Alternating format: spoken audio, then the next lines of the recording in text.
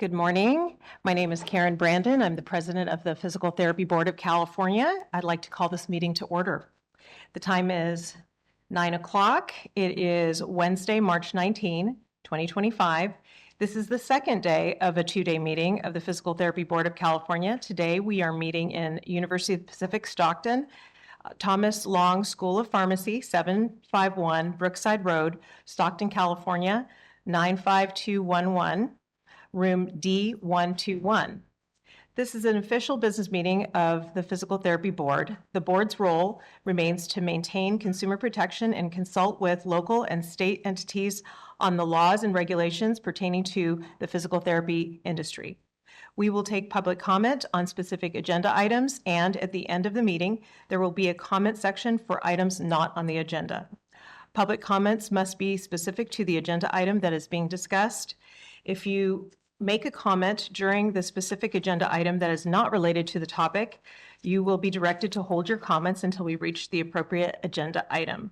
All comments that do not directly relate to an item on the agenda should be held until the agenda item for items not on the agenda. The board follows the Open Meeting Act, so we will accept and appreciate the public's comments. While we cannot respond to those comments, we appreciate them. This meeting is being recorded and the minutes of the meeting will be prepared. Can I please have roll call? Karen Brandon, Here. Sam Q, Here. Dale Armstrong. Dale Armstrong is absent. Katarina Ellaby. Katarina Ellaby is absent. Tanya McMillian. Here.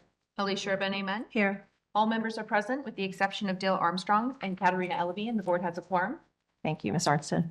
May I please ask the distinguished Dr. Ravina Amen to read the mission statement of the board? The mission of the Physical Therapy Board of California is to advance and protect the interests of the people of California by the effective administration of the Physical Therapy Practice Act. Thank you so much. And now we are going to continue our meeting with the item agenda number 15. Mr. Kaiser, can you introduce the topic? Yes, we have two guests from the Federations of State Boards of Physical Therapy. Leslie Adrian, who's the Director of Professional Standards, is going to do a presentation on essentially the national status of dry needling. If I could have Vincent cue up that meeting.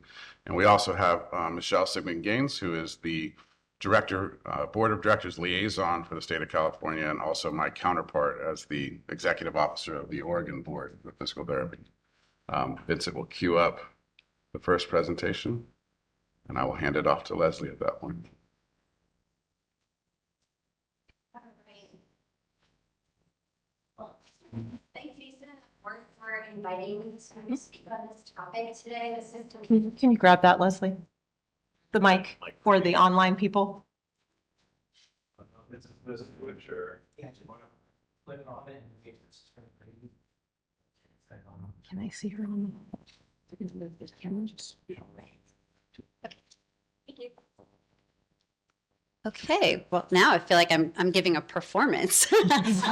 So again, my name is Leslie Adrian. I am a physical therapist. I'm the Director of Professional Standards at the Federation of State Boards of Physical Therapy, of which the California Board is a member. I did want to thank you for the invitation to come out and speak, and also from getting me away from the Midwest weather out to some really beautiful blue skies and some sun, which has been nice to see in March. So we talk about dry needling. It's gone by a few different names throughout the years. One is intramuscular needling, intermuscular manual therapy, but really the term of choice now is dry needling. And the definition of dry needling, which was actually tweaked from an earlier definition later last year, was in 2024. And this is the current definition by which the Federation is going by. And for the most part, the Professional Association's definition is very, very close to this also. But it's a skilled intervention performed by a physical therapist using needles to penetrate the skin and/or underlying tissues to affect functional change in anatomical structures and systems for the evaluation, management, and prevention of neuromusculoskeletal conditions, pain, movement impairments, and disability. I think one of the things to bring awareness to is the fact that we talk about neuromusculoskeletal conditions, and that'll become important as you start to talk about some of the comparison between dry needling and acupuncture. So I think one of the biggest things right now is that unlike one of the first few talks I would give on this topic, at this point, I feel very confident saying that dry needling is an established treatment. It's not new anymore. In 1989, Maryland became the first state to allow dry needling. And they had really no issues with that treatment and no disciplinary issues and nothing that spurred action on dry needling until there was kind of an onslaught of court actions and other actions. And then they had to, basically, they were told, well, the board policy that allowed dry needling isn't enough. You actually need to go through the rules making process. But it wasn't spurred by anything of specific patient harm or issues of that nature. It was really, really outside forces that requested an AG opinion, which then necessitated not the fact that dry needling was not in the scope. However, how the Maryland board got there wasn't in line with the way it needed to be done. So then they had to go through an official rules making process and kept it in place. So, but really it goes all the way back to 1989. And in 2010, that's when the FSBPT first published a resource paper on this topic. That was, I would say, the beginning of kind of the hubbub. And then for the next 5 to 6 years, it was a very, very hot topic throughout the states. And then in 2022, just another embracing of this as an intervention. There are now CPT codes that have been introduced for billing.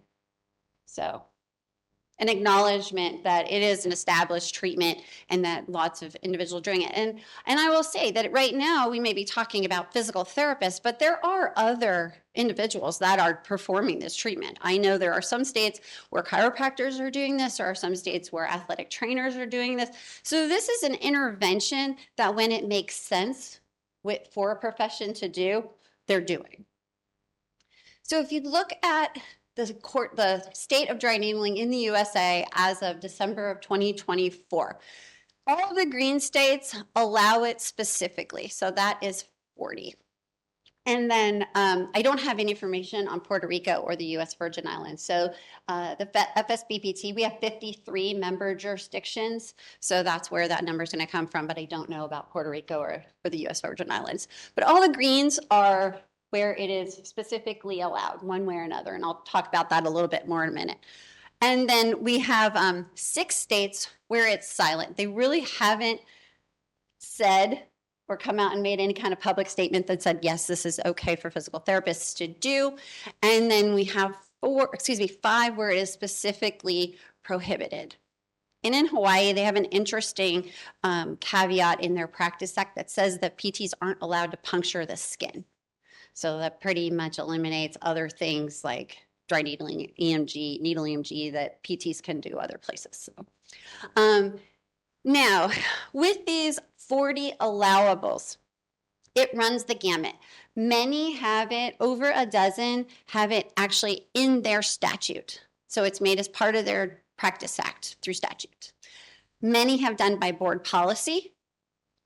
Many started out by board policy, but then determined that they needed official rules. So they've gone back. So many of these states, dry needling has been incorporated into the scope of practice through rulemaking. There have been a number that were, like I said, in that 2010 to 2017 timeframe. There were a number of AG opinions that were sought by other organizations regarding PTs. And so those AG opinions, many of them came back favorably that PTs could have this within their scope of practice. And then there were several court cases. So how this 40 got there, it really varies, but those have been most of the avenues that have been taken. But as you can see at this point, I mean, the majority of the country is doing this treatment. And then I would add, and I believe the next speakers will address this too, but in both the VA and the military, this is allowed to be performed. So it would be all green, right? So if you are a person who's able to access treatment through a VA center or or the Department of Defense through a military treatment facility, you will be able to access just treatment regardless of where you are, as long as they have a person there that can provide the treatment. So this has always been a question: who owns dry needling, right? The answer to this question is there isn't a single profession that owns any procedure or intervention. I'm not here to tell you that dry needling should only be done by physical therapists. If the athletic trainers or the chiropractors or occupational therapists are able to demonstrate that they are able to do this safely, it is an intervention that we can give to the public through another provider that they can access. This isn't gatekeeping. This is really saying, and there's overlap among professions. It's expected and it's necessary for access to high quality care. There are acupuncturists that are using electric stimulation. PTs use electric stimulation. There are chiropractors that use ultrasound. Physical therapists use ultrasound. There are things that acupressure. PTs use acupressure. That's never been really in question. You do your surface anatomy, you find trigger points, you apply pressure, and that has just been part of the treatment for a long time. It's also part of the acupuncturist scope of practice. So it isn't about owning a specific procedure that makes you the one thing that you are. So it's just like PTs. Just because we're mobility specialists and we do exercise, it doesn't mean that that's all that we are. So when you think about if a profession is looking at something quote unquote new to them, you've got to look at some foundational areas to figure out if this is in the public's best interest. And this is from a document on the FSBPT's website. It was a collaborative effort between 7 regulatory agencies, all similar to FSBPT, that came together, and it's really a legislative aid to understanding changes to scope of practice. So, is there a historical basis for the X thing in question? So for our question, it would be dry needling. So you look, ask yourself, has there been an evolution of the profession towards the addition of dry needling? I think we can see that that has definitely happened throughout the last 15 years. And dry needling, ask yourself, does something enhance the current expertise of the profession? This is another tool in the toolbox of a physical therapist. And like everything else that a PT does or PTA does, they have to make sure that their personal scope of practice, that they know how to do it. You would not want me to go into a school and treat kids with developmental disabilities. My license says I can, but it wouldn't be a good idea. I would know that there's a lot of work that I need to do before I could do that safely or practice that aspect of physical therapy effectively and safely and be competent to do that, right? That's part of my professional understanding, my professional responsibility. And you have to realize, right? You guys give out licenses for PTs to do a wide berth of things. And we do trust that the majority of them are going to use that professional responsibility in order to keep themselves only within their own profession or their personal scope of competence, right? And this is the same type of thing. I personally wouldn't do dry needling. I haven't been trained in it. I've had it done as a patient. 3 of my family members have received it as patients, but I haven't said, oh, well, I'll just do it at home now for them because I can, because I haven't been trained in it, and that would be irresponsible of me. So education and training.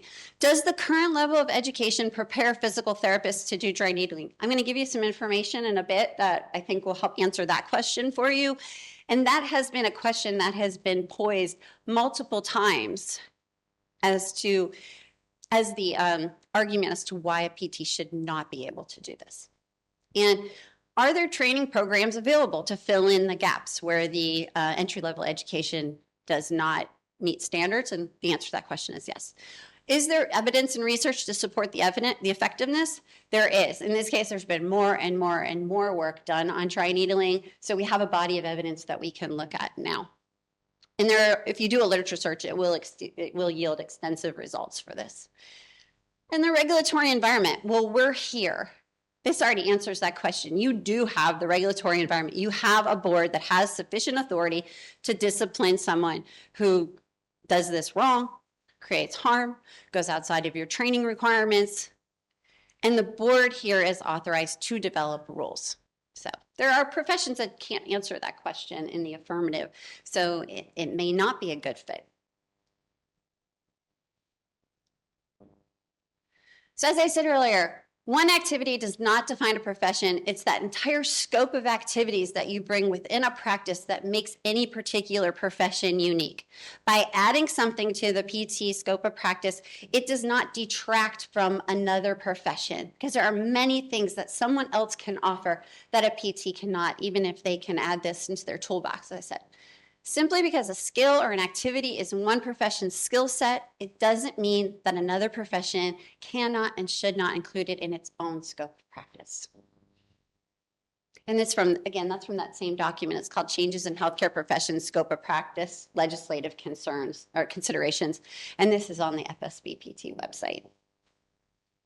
Leslie, is it okay if I ask a question?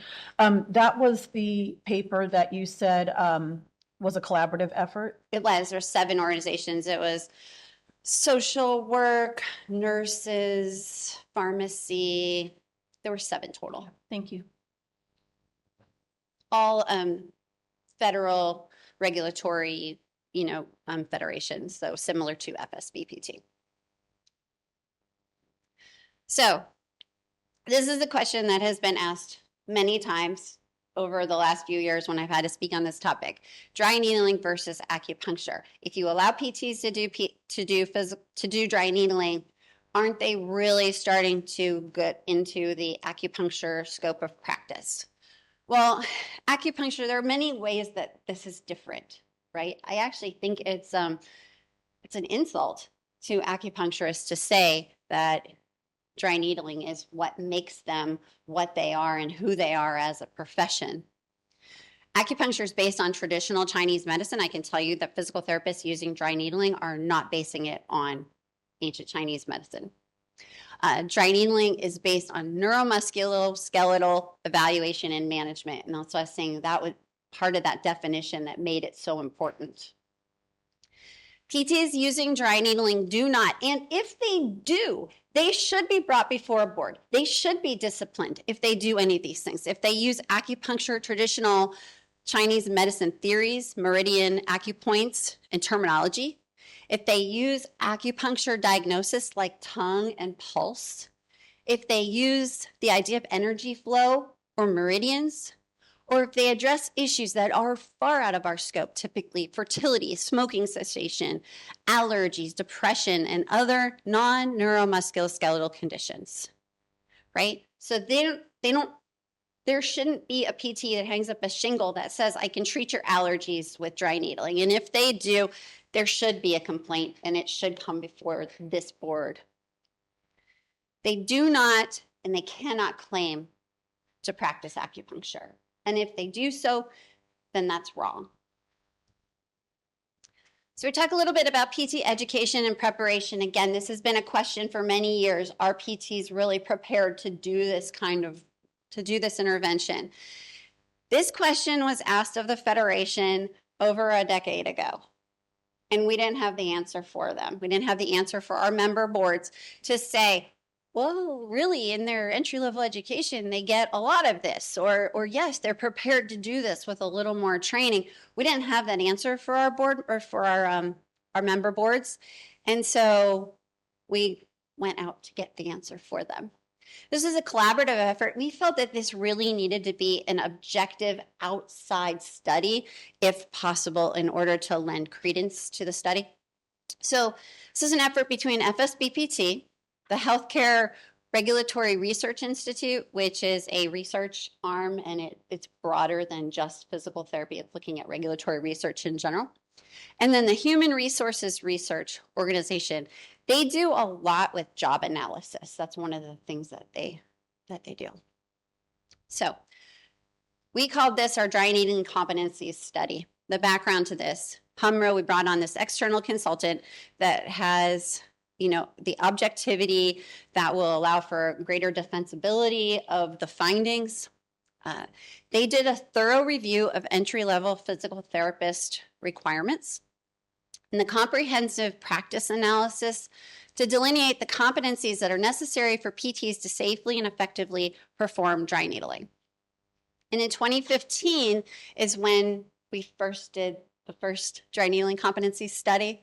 And this was, as I said, in response to a member's request for support and help. We created a definition, defined the minimum competency requirements, and defined how much preparation is already part of entry-level PT education. And if you think about this, this was 2015. So that was prior to, I believe, and you can catch me if I'm wrong, but I believe that was prior to the accrediting organization, CAPD, requiring that all programs have moved to a DPT. So now there's even more credence, I think, to the education for PTs. So 2020, there was an updated practice analysis for the National Physical Therapy exam. I'll explain why that was important. And that necessitated an update to the dry needling competencies. And then in 2024, the same thing.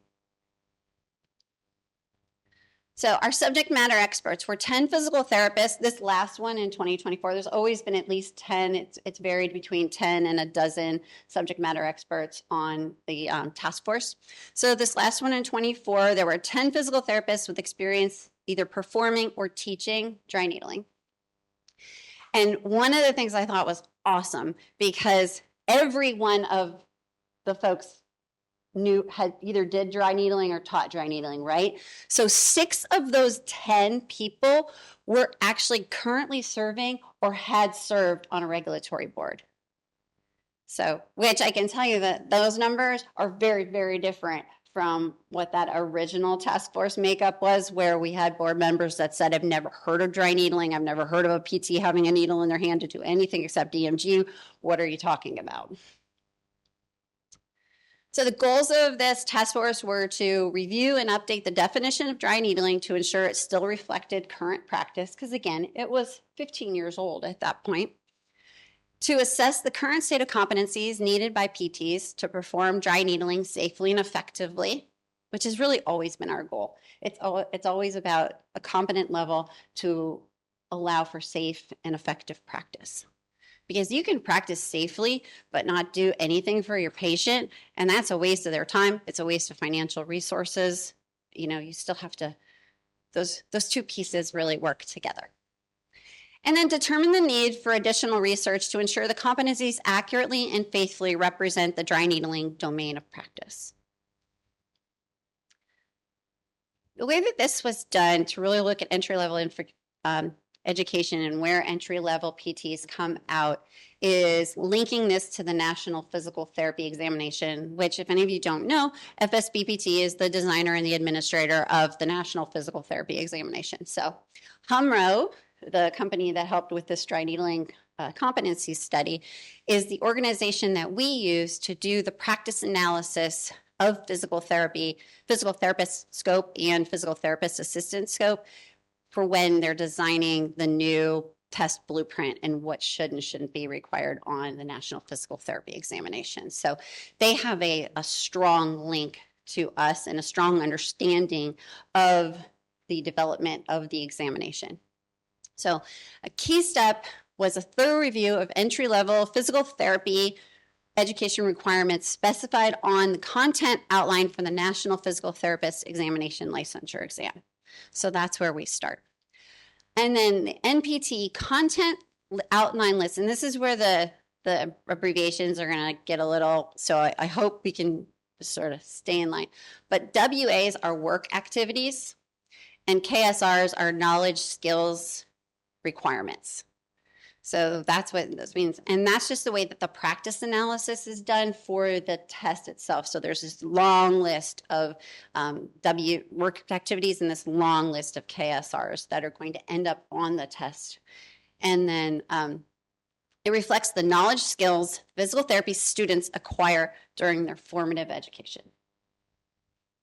And we can all say, you know, it really depends on where you go on your clinicals too, right? There will be people who have never seen dry needling done when they graduate, and there are some that will have done it on their clinicals. It's like everything, right?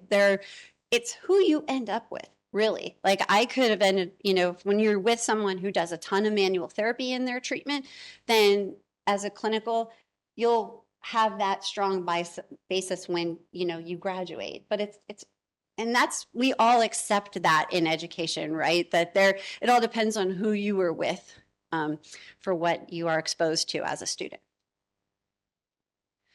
So the study's results led to a creation of 2 lists of work and worker requirements identified as relevant and important to dry needling. So HMRO basically has done a huge practice analysis on the entire scope of physical therapy, right? But then what they're going to do is basically do a mini one on just dry needling as an intervention. So think of it as a practice analysis of dry needling, which is really weird. Let's be honest. We don't do that with any other intervention that we do. We don't have competencies for Therex that we go through and, you know, look at. So, but this is really what we needed to do because this was definitely a little bit different than other things that have traditionally been done in PT practice. So there are 123 work activities that physical therapists carry out when performing dry needling. So of that huge list for the entire physical therapy examination, 123 work activities were pulled out that seemed relevant to dry needling. 117 knowledge and skills requirements that physical therapists must possess to perform the work activities safely and effectively. So 117 for dry needling out of that whole entire giant list. So our link to the practice analysis, 2016, we had conducted 2 comprehensive practice analysis of the whole profession, right? That resulted in adjustments to the NPTE content outline and exam blueprint weights. So when the exam changes and the blueprint changes, that's when we go back to the original competencies study on dry needling and said, oh, we need to do an update. So it's not like this has been a one and done where we looked at it once and said, oh yeah, we're good, no need to worry. Every time the exam changes, every time the blueprint changes, we go back, we reconvene a task force and look at it again and go through all the steps and pull out all the work activities and pull out all the KSRs that say whether or not they are applicable to dry needling. And then in 2018, we started conducting, so we used to do these practice analysis every 5 years, and they would be like a huge undertaking. So in 2018, we started conducting annual practice analysis surveys to evaluate trend in physical therapy practice because there were more things happening really in the profession. So it's making sure that we're not missing anything on the exam. And then in 2020, we took another look. We made sure HRRI, the Research Institute, conducted a content validity study to determine that, again, the changes that were made to NPTE content were reflected in the 2016 dry needling competency study. We went back and looked at it again. And then 2022, again, the changes that were made to the work activities and the KSRs are reviewed by the task force, primarily based on updates for the NPTE content outline in 2022. And then that brought us to the 2024. I know this timeline's a little confusing because it's basically when the practice analysis were done for the actual exam versus then when the dry needling competencies were looked at. But basically, the bottom line is if the exam changed, then we went back and reviewed, and that's why there's been 3 studies in total. So the link to the NPTE is a review and acceptance of many of these changes.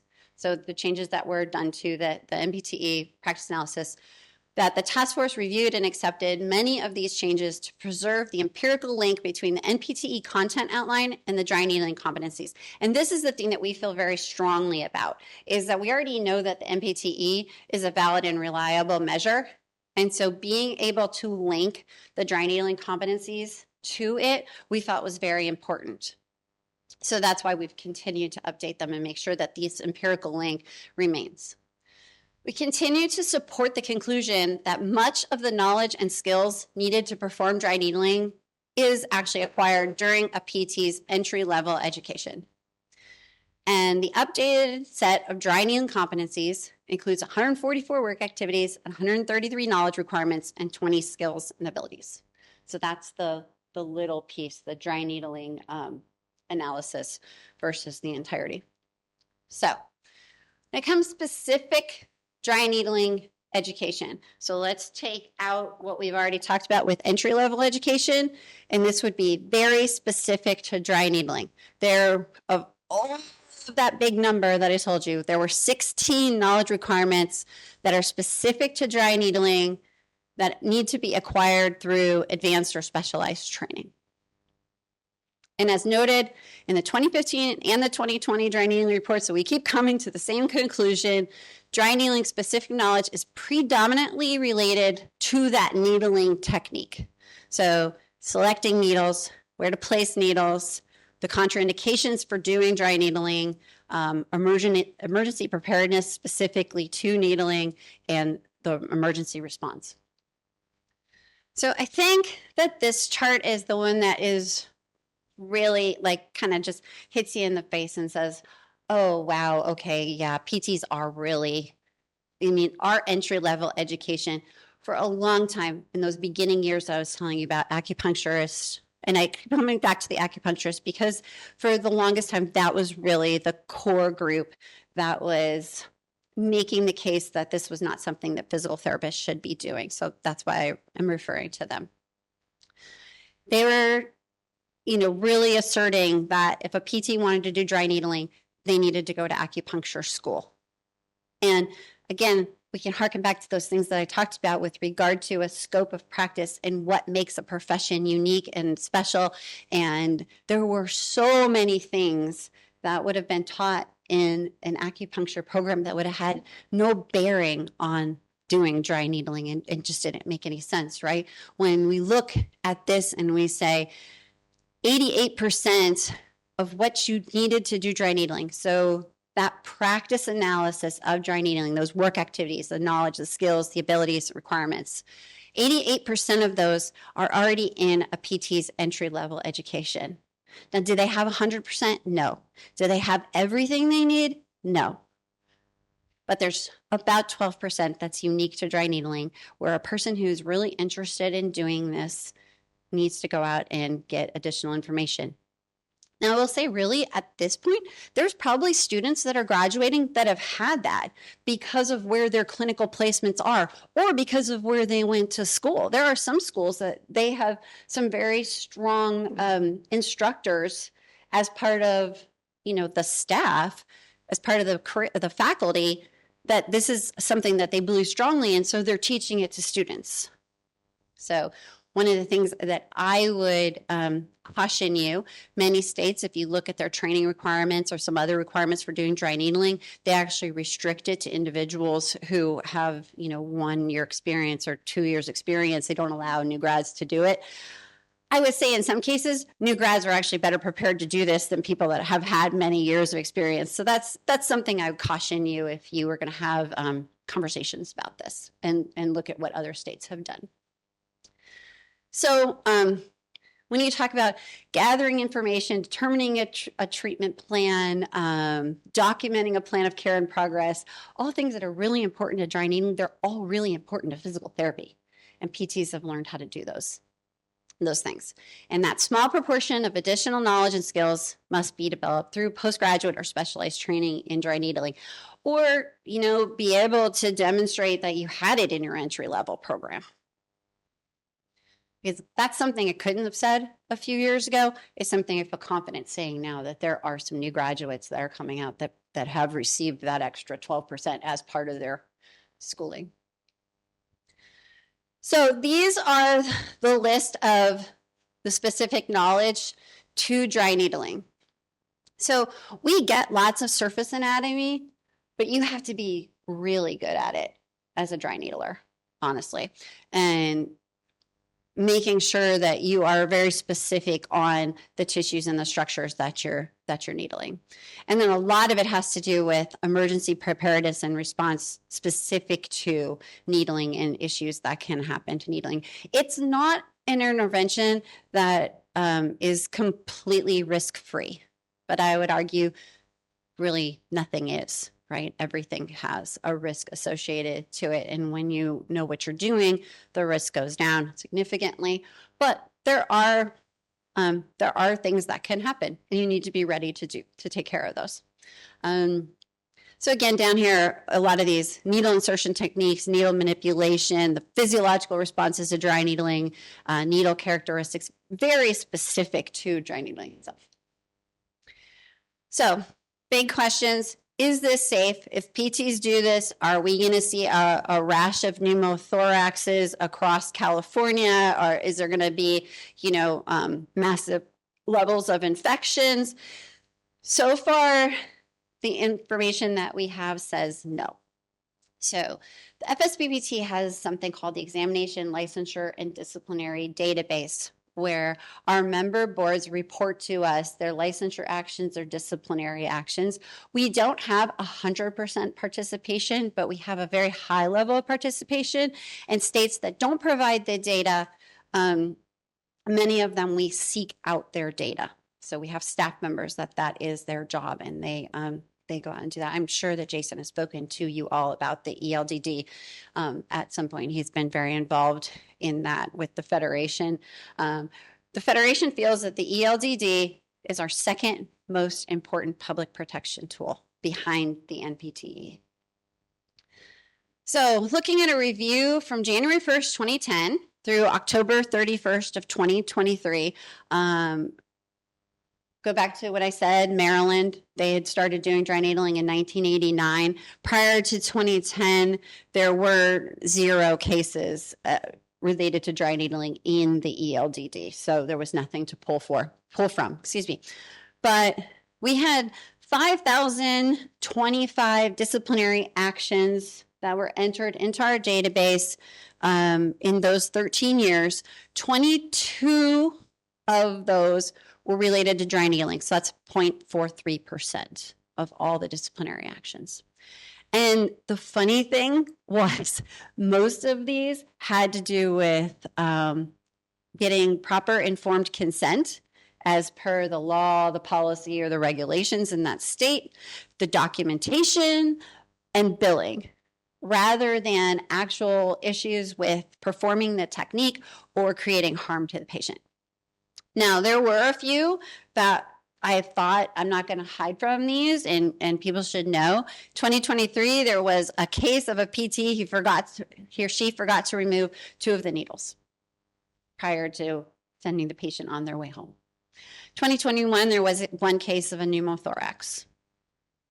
And in 2017, there was an individual that was needling auricular points, and that is outside the scope of a PT, just like the earlier slide where I said what PTs that are do dry needling should not be doing as part of that intervention. So in conclusion, at this point, I think it's safe to say that dry needling is a reasonable intervention to add to the PT's toolbox.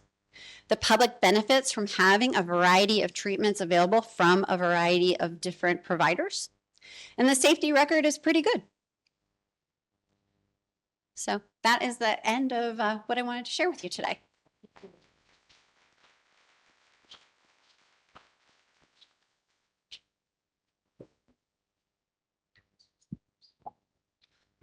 Before we move on, ask a question. Does the board have any questions to ask of the presenter? I don't have a question. I just have a statement. You said the safety record is pretty good. I think the safety record is excellent in our presentation. So, yeah. Just want to say thank you, Leslie, for making the trip all the way across the country and presenting this information. this is exactly what we were interested in hearing and even more. So thank you again for presenting and presenting the information also to the various stakeholders and also the public, the consumers of California. Appreciate it. I'm happy to do so, and thank you for the invitation. Any public comment?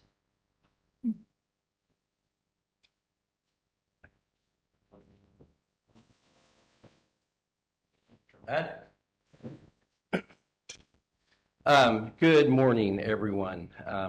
Thank you for that presentation. So my name is Nicolo DeLuca, and I'm very happy to be here this morning, so thank you. I am here this morning on behalf of the California Acupuncture Coalition, and we're a federation of California's largest acupuncture associations, led by the American Association of Chinese Medicine and Acupuncture, the Association of Korean Asian Medicine and Acupuncture of California, and the California State Oriental Medical Association, and in conjunction with many, many universities and schools. We'll also submit a letter to help kind of provide additional comment. Again, I appreciate the presentation. We come in the spirit of collaboration and working together. We do feel strongly that dry needling is acupuncture, and that needs to be, any dry needling needs to be performed by a certified licensed acupuncturist. We go through many years of training, and we feel strongly it's in the best interest of the consumer. I do want to be clear, we come in the spirit of collaboration, would love to work with your board, obviously the California Acupuncture Board, and many others, and potentially if there's an opportunity where we could all kind of work together, kind of speak about what some of our concerns are, but do want to get it on the record that we do feel strongly that any practice of dry needling is acupuncture, and any form of acupuncture should be performed by a certified licensed acupuncturist. So those are our comments. Again, I'm here on behalf of the coalition. We have many thousands of doctors, and a lot of our students look forward to working together in the spirit of partnership, and just wanted to get that on the record of how we feel. And we're here as a resource. We believe in openness and collaboration, so really appreciate everyone's time this morning and that of the presentation. So thank you very much. Thank you. Any other public comment? Okay. Maybe a 5-minute break just to prep for the next. Okay, we presentation. have another presentation. We'll take a quick recess and get back here 10 till 10. Thank you.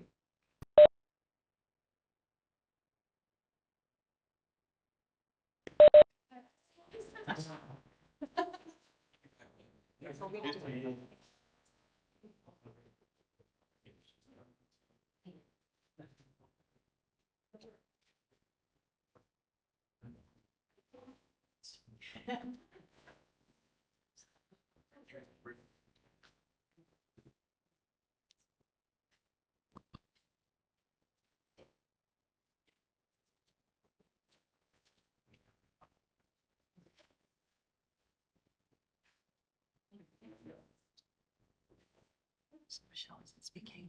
Michelle isn't speaking.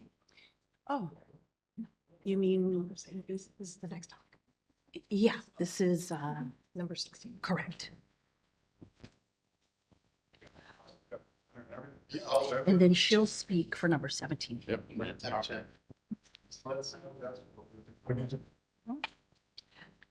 Okay, we're returning back to the PT Board of California board meeting agenda item number 16.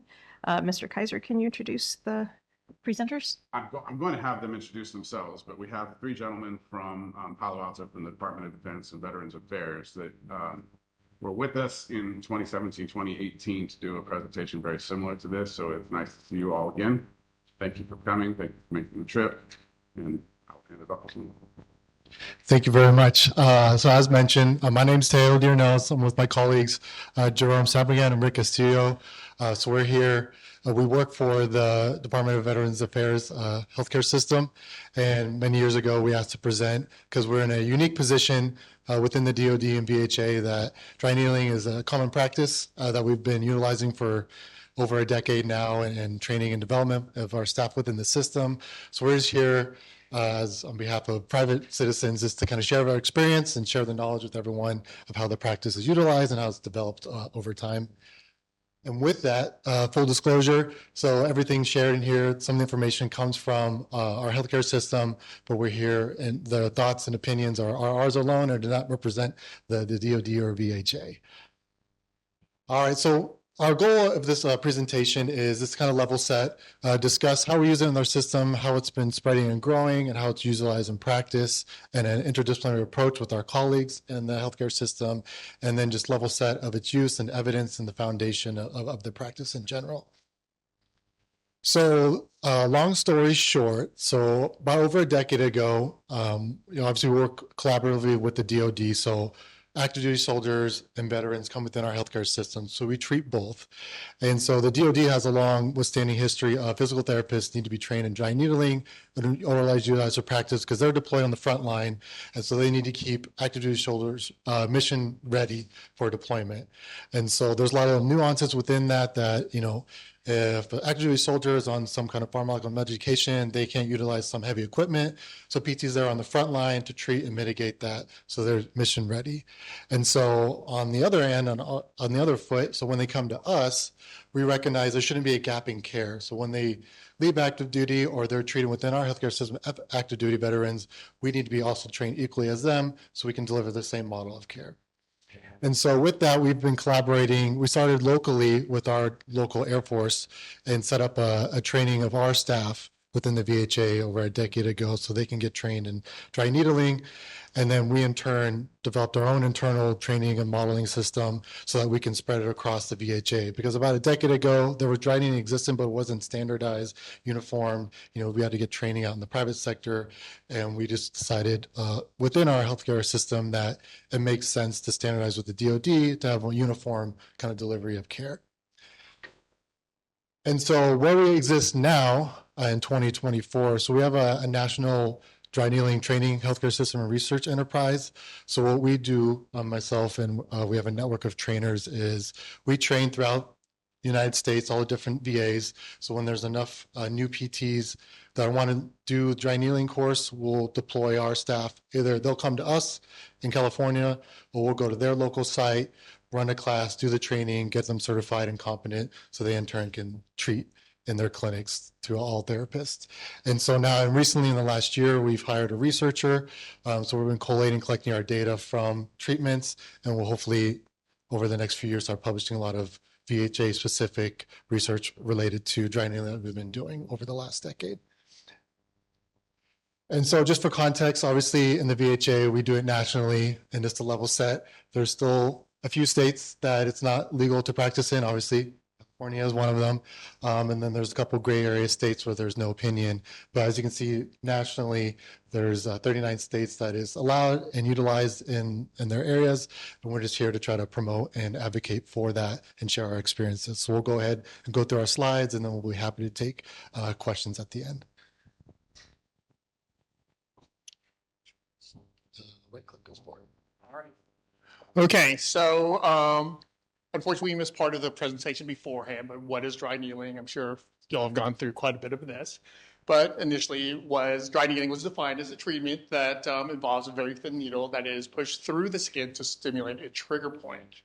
Now, that has changed a lot, but we'll go over that a little bit. So dry needling, because it does not involve any medication use, you're just going through there, and we're looking to find the myofascial junction or a trigger point. And when this happened, it started with injections, and I'll go over that study in a few slides up. But they did find out that after the study that the same results could be found without using medication, just stimulation of the needle. Over time, the needle or the hypodermic needle was replaced by a thin filament. All right. So what is a trigger point? So it's defined as a highly localized hyper-irritable spot in palpation. It's a taut band or skeletal muscle fibers. There are two basic types. If you look here, it says active, which an active and a passive. Active trigger point causes symptoms to the patient just without any type of palpation. It's always there. You may have even a referral pattern. Whereas a passive trigger point will be, it will be activated once you press on it. It could be just local tenderness, or it could also go down a referral pattern. So.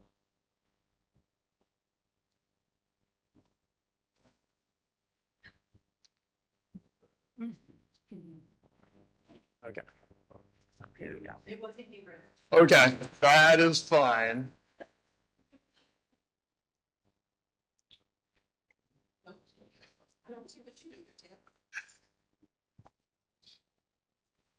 For those listening online, just give us a moment. We're having technical difficulties, but it'll be right back up.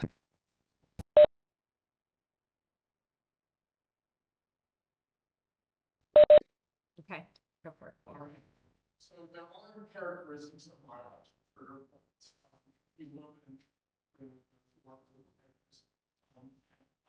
before this is not just about cranium, which is about your cells.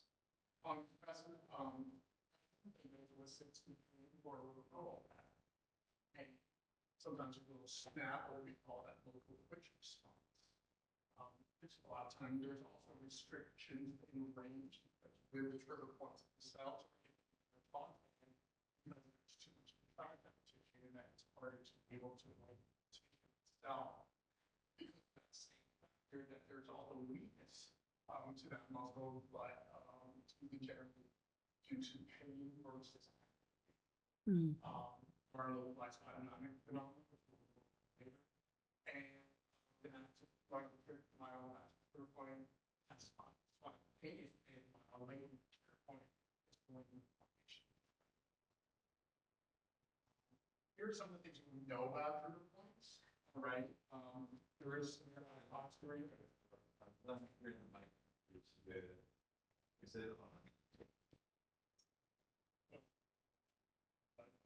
Wait 1 second. Now try. How about now? Yep. Okay. All right. So there is some evidence to support what we know about myofascial trigger points.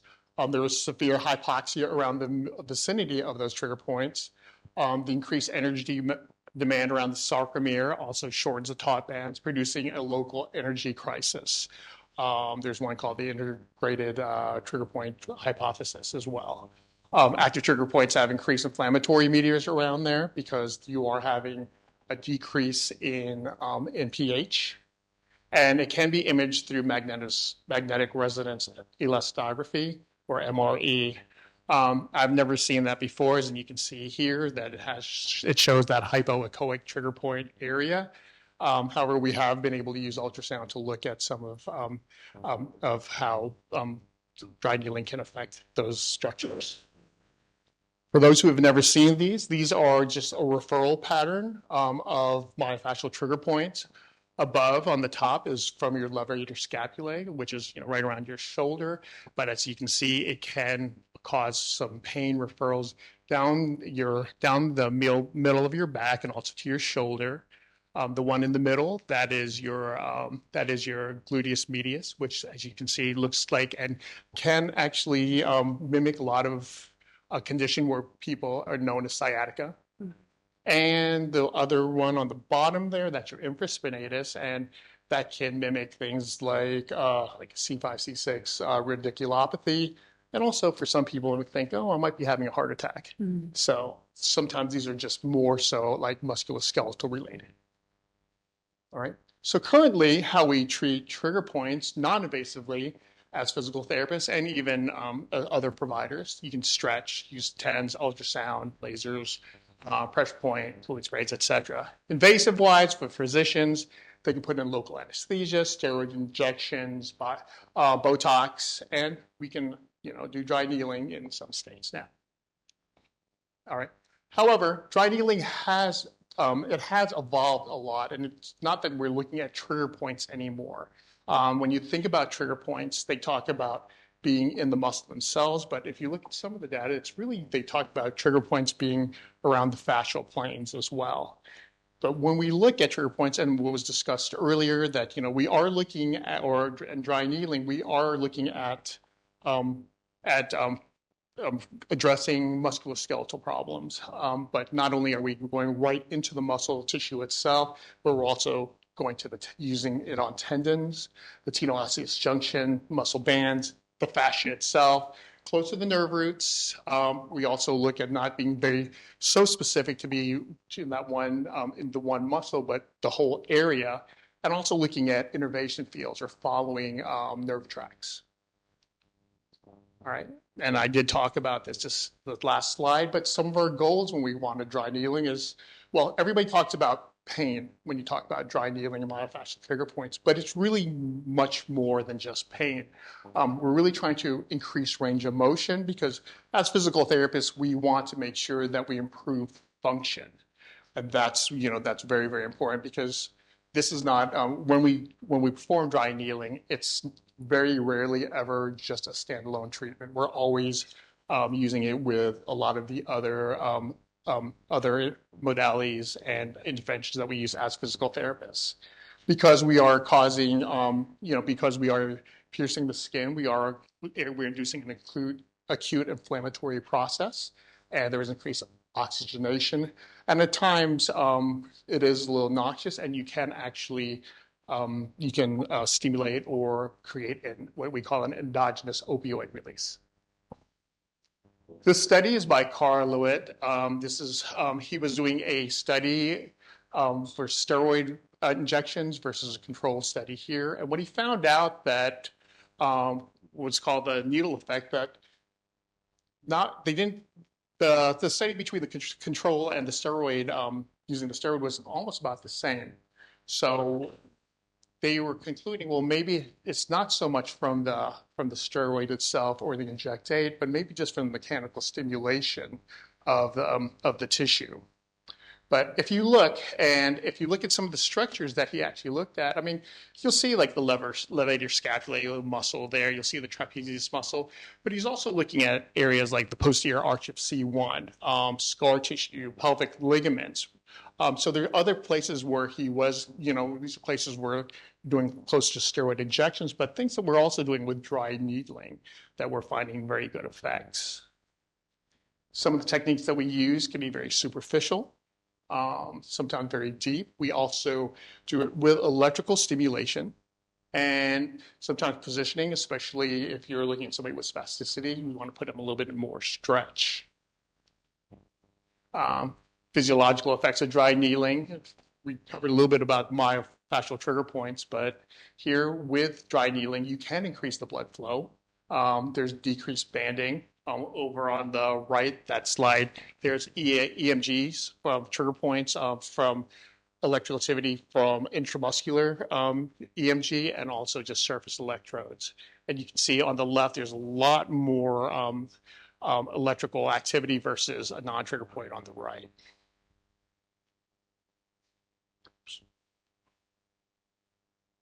All right. Back.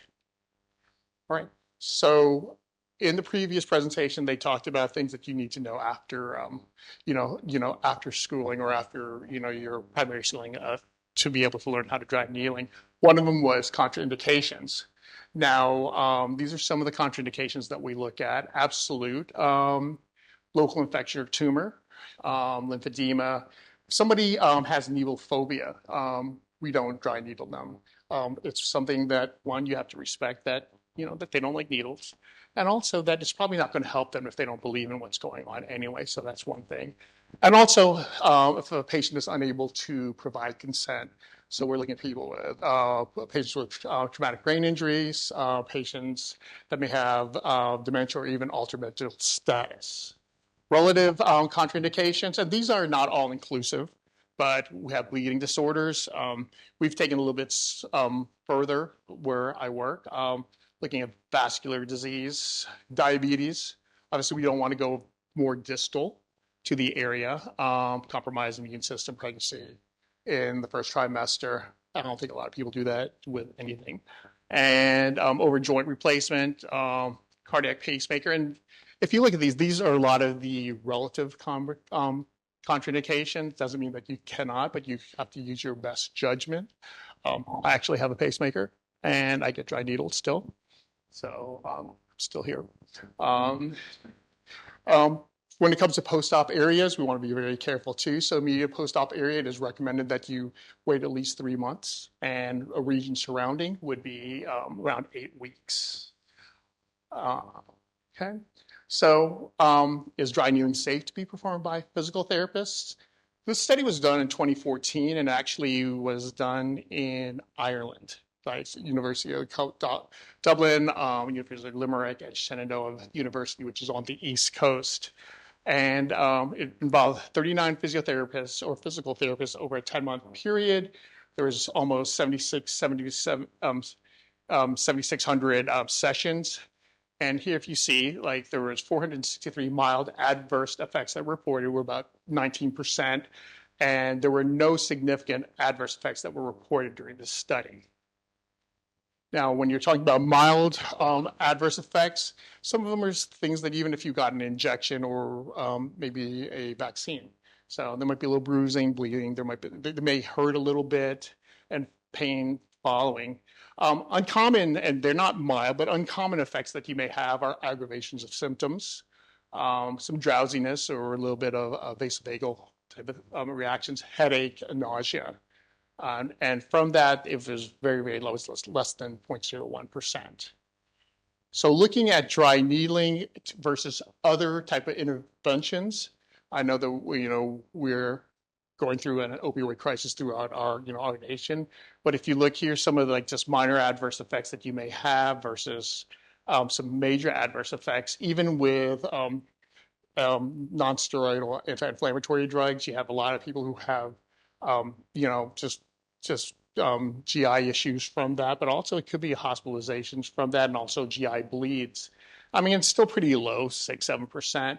However, when you look at things that as physical therapists that we could provide manual therapy, it's still less than 1%, and dry needling, it's 0.1%. So safety of dry needling versus medical management, and we work very closely with our physicians in Palo Alto. A lot of them like for us to try to do dry needling prior to doing this for a variation of reasons. One of them, if you look at for NSAIDs, there are increases risks of heart attacks, strokes, GI bleed, ulcers, corticosteroid injections, cartilage damage, weakness, tendons, weakened tendons, bone death, nerve damage, and which they only recommend to do those injections once every quarter. Botox, I work spinal cord injury. It's a great way to help patients when they are coming out of spinal shock and for their spasticity. However, because there is residual weakness, can affect their acute rehabilitation process.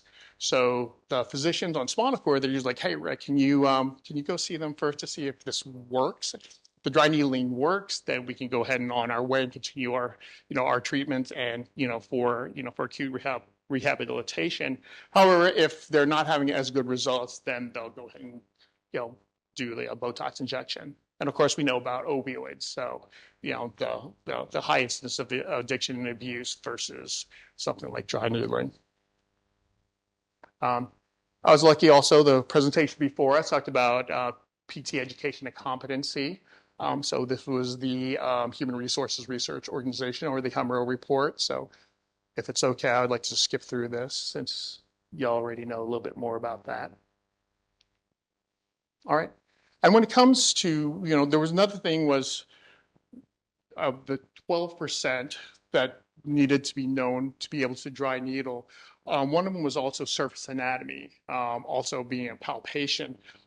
When we talk to our physical therapists, or even when we teach the courses, we always teach them that your non-needling hand or your palpation hand is much more important.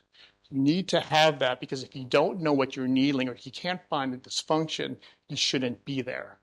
So we always teach that. It's always good to know the skill and the needle and handling skills, which you will learn but it is the non-kneeling hand that is more important. But this study, and it's an older study in 2005, a description of physical therapist knowledge regarding managing musculoskeletal conditions. And this was a survey and like a little test or exam that they took. And if you look, there was 174 PT students and 182 licensed physical therapists.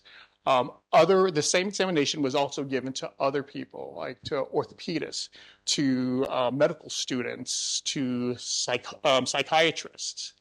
And as you have here, some of the physical therapists, they have some physical therapists who have specialties, the OCS or the SCS. Physical therapists that did not have any type of specialization, and they also just had students from physical therapy programs. Over the chart, if you look, only the orthopedists really knew more about expertise than even the PT students here. So if you look here from the PT, the OCSs down to the physical therapy students, after that, then you'll start to see like family practitioners, interns, residents, pediatrics. Current evidence, dry needling has been around for a long time. We know since about the 1980s. But there is always continuing education and systematic reviews that happen. I have a few of them here. This one, the clinical effectiveness of dry needling in patients with musculoskeletal pain. It was an umbrella review. They went over about 1,700 cases of systematic reviews of all different parts of the body. Now, something that I really want to hit home here is says there was strong evidence that dry needling causes pain reduction across all parts of the body, but it also talks, it may be of additional value to interventions that are already used to date in clinical practice. So this shows that this is not just about dry needling, but other things that we do as physical therapists. This one is an effective of dry needling with chronic low back pain. There was 50 people in this study, and they are saying here, when supplemented by an exercise program, dry needling was effectively managing low back pain symptoms. Again, it's not just dry needling, it's also other things that we do as physical therapists with the exercise program. Again, this one is a study for dry needling on 40 athletes that have myofascial pain syndrome. So anything from upper back, levator scapulae, infraspinatus down to the glute medius. This has shown that the athletes felt that dry needling has significantly influeed the quality of life in, with what they're doing. And of course, as being athletes, they are doing a lot of exercises. And one more study that I have here is about dry needling and tension headaches. The end showed positive effects in reducing the number of active myofascial trigger points for headaches and improving the intensity of short-term headaches in patients with tension-type headaches. Some of the areas that we look at when we're looking at headaches like this, we're looking at muscular as the sternocleidomastoid, the suboccipital muscles, levator scapulae, upper traps. A lot of, if you remember some of those referral patterns, you get a lot of that. And because you have some structures, you have the occipital nerve and the vertebral really may get caught up around the suboccipital muscles, in the suboccipital triangle. Those can cause a lot of those tension headaches that a lot of people suffer from.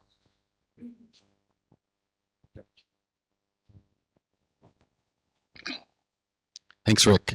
So as Rick mentioned earlier, dry needling complements physical therapy, and it's never a standalone process or procedure, right? Or modality. It's called modality. The physical therapist is always going to do a full evaluation, right? Or assessment. That's always going to happen. They're going to do their subjective. They're going to do their objective. They're going to measure range of motion. They're going to palpate. They're going to do their musculoskeletal evaluation, whatever needs to be done. And maybe even during that first session, it might not even include dry needling. They might use all those different techniques like Rick mentioned. They might, implement the home exercise program. That may be the very first step. We need the patient to buy in to this home exercise program. And then we might find later, maybe in the second or third treatment, hey, this patient's really gonna benefit from dry needling, all right? The key take-home thing we wanna bring here is that it's a tool in our huge physical therapy toolbox. In regards to other emerging areas, what you'll see now is using dry needling with ultrasound. Rick mentioned we are treating tendons now. Perineural, so around the nerves, periosteocytes, because we're thinking about attachments, right? Origin and insertions. Spasticity reduction. So if you have any questions regarding that later, please reach out to Rick, because Rick is a spinal cord injury, and we are seeing improvement with spasticity. And what you also see out in the field are strategies. So there's certain types of training that's being taught out there. Well, they'll put needles in certain areas because of they're following research and proven, I guess, guidelines that would help in regards to patient areas. So for instance, there might be a strategy for hip pain. And so you'll see needles placed in certain areas based on studies. As I mentioned, we are doing more dry needling for neurological conditions, spasticity management. A lot of the past, when it first started in regards to, at least in Palo Alto, we were focused on pain, but we're now more focused on function, right? We want to improve the patient's function, and this is what really physical therapy is all about. We want to increase range of motion, their ability to sit to stand, and all the ADLs and whatnot. You're going to see more dry needling in regards to neuropathic pain.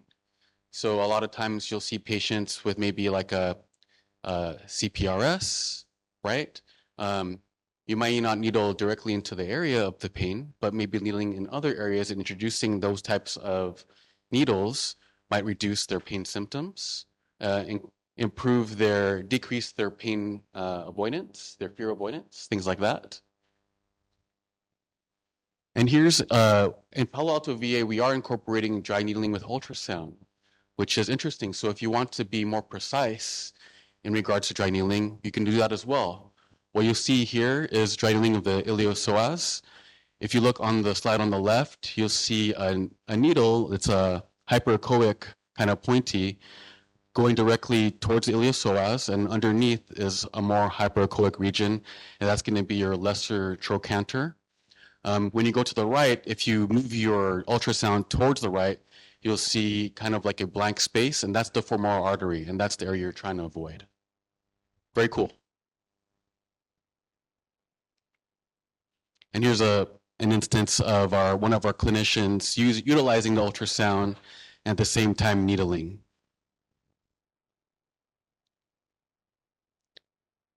And as I near the end here are some quotes from patients. The big thing I want to point out is that, as Teo mentioned, we're in a special case where we work for the federal sector, and we have the opportunity to provide dry needling for California residents. So these are veterans and active duty that live within California that are able to seek dry needling because they are part of the federal system. And these are just some quotes from them. The next day, woke up feeling great for the first time in years.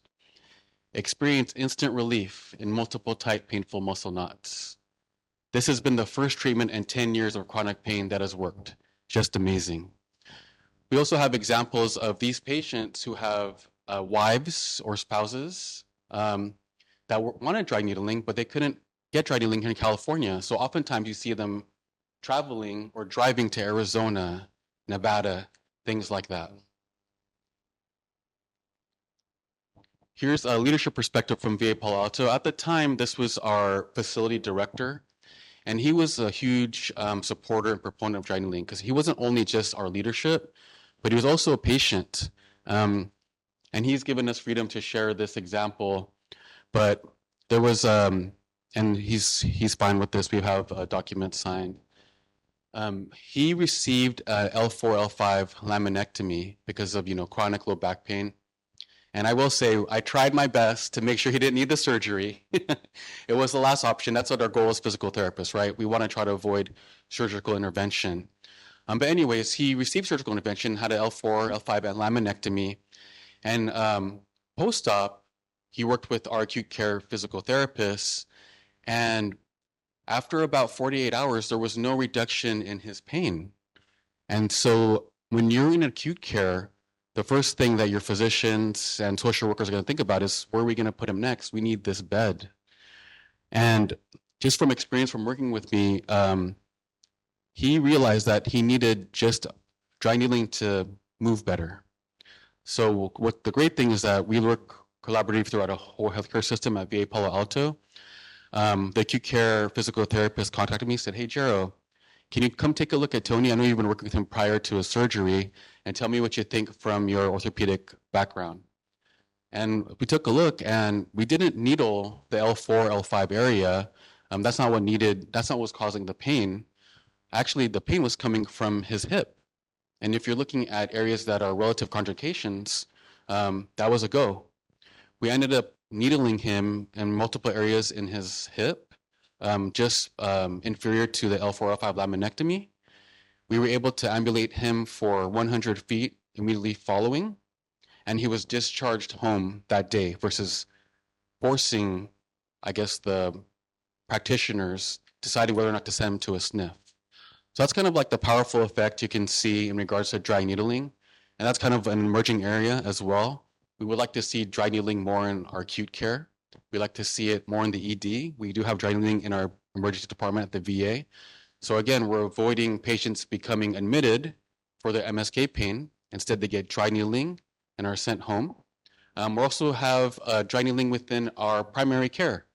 So when a lot of times, and we saw this with Rick's slide in regards to musculoskeletal expertise, a lot of times our patients will come into primary care and they'll come in with an MSK issue, and many times the primary care physician isn't sure what to do, right? And what you'll see in the private sector is they'll refer them, to physical therapy, whereas we'll have physical therapists now in primary care that could immediately see this patient. And they might decide on the spot after their assessment, all you need is dry needling and HEP, of course, right? That's never a sound on practice. But what I'm trying to make is we can make a powerful impact in regards to dry needling.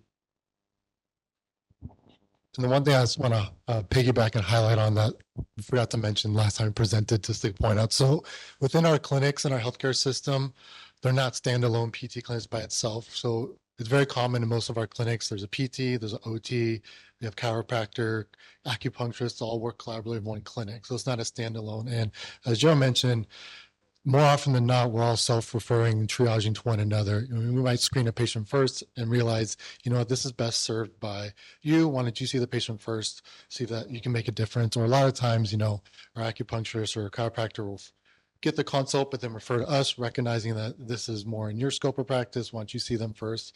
And really what it comes down to, it's what's in the best interest of the patient. We're not going to try to capture everything. We feel like they can get better care or faster care to recover in their issue. That's more under a different discipline's wheelhouse. We have no problem triaging to one another. And so it's all recognized that we're all here to serve the patient. And their health is of what's most important. Whether we're the ones that get them to the finish line or someone else, it doesn't matter to us. It's, the patient needs to get out as soon as possible. And so we talk about a lot of what's in our wheelhouse. Like, for example, our boss, he's a PM&R trained physician who also does internal medicine, but he's been practicing acupuncture for 20 years. And we talk about patient case scenarios and what is in their scope and what they feel like we can do better. And we recognize that there's a difference in the technique and how we utilize the needle in terms of dry needling versus acupuncture. And so a lot of times we're just discussing different cases and why it might be better for us and them, but recognizing the way we approach it and the intervention we do and the tissues and the muscles we're attacking at are different than their approach. And we recognize that difference. But at the end, we're not trying to lay claim to the modality. We just want to get the patient better. And so we're just here kind of advocating that and on behalf of how we practice. And we're happy to take, questions from our experiences from the board as well as the community. Thank you so much. Thank you very much. So I want to open up any questions or comments from the board.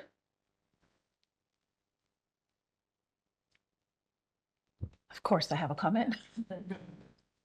I really appreciate how the two presentations complement each other and present information in a different way and experience in a different way. I'm not an acupuncturist. I don't understand acupuncture. I'm a trained physical therapist, a licensed physical therapist, and I followed the presentation. I understood what you said. I was able to follow along.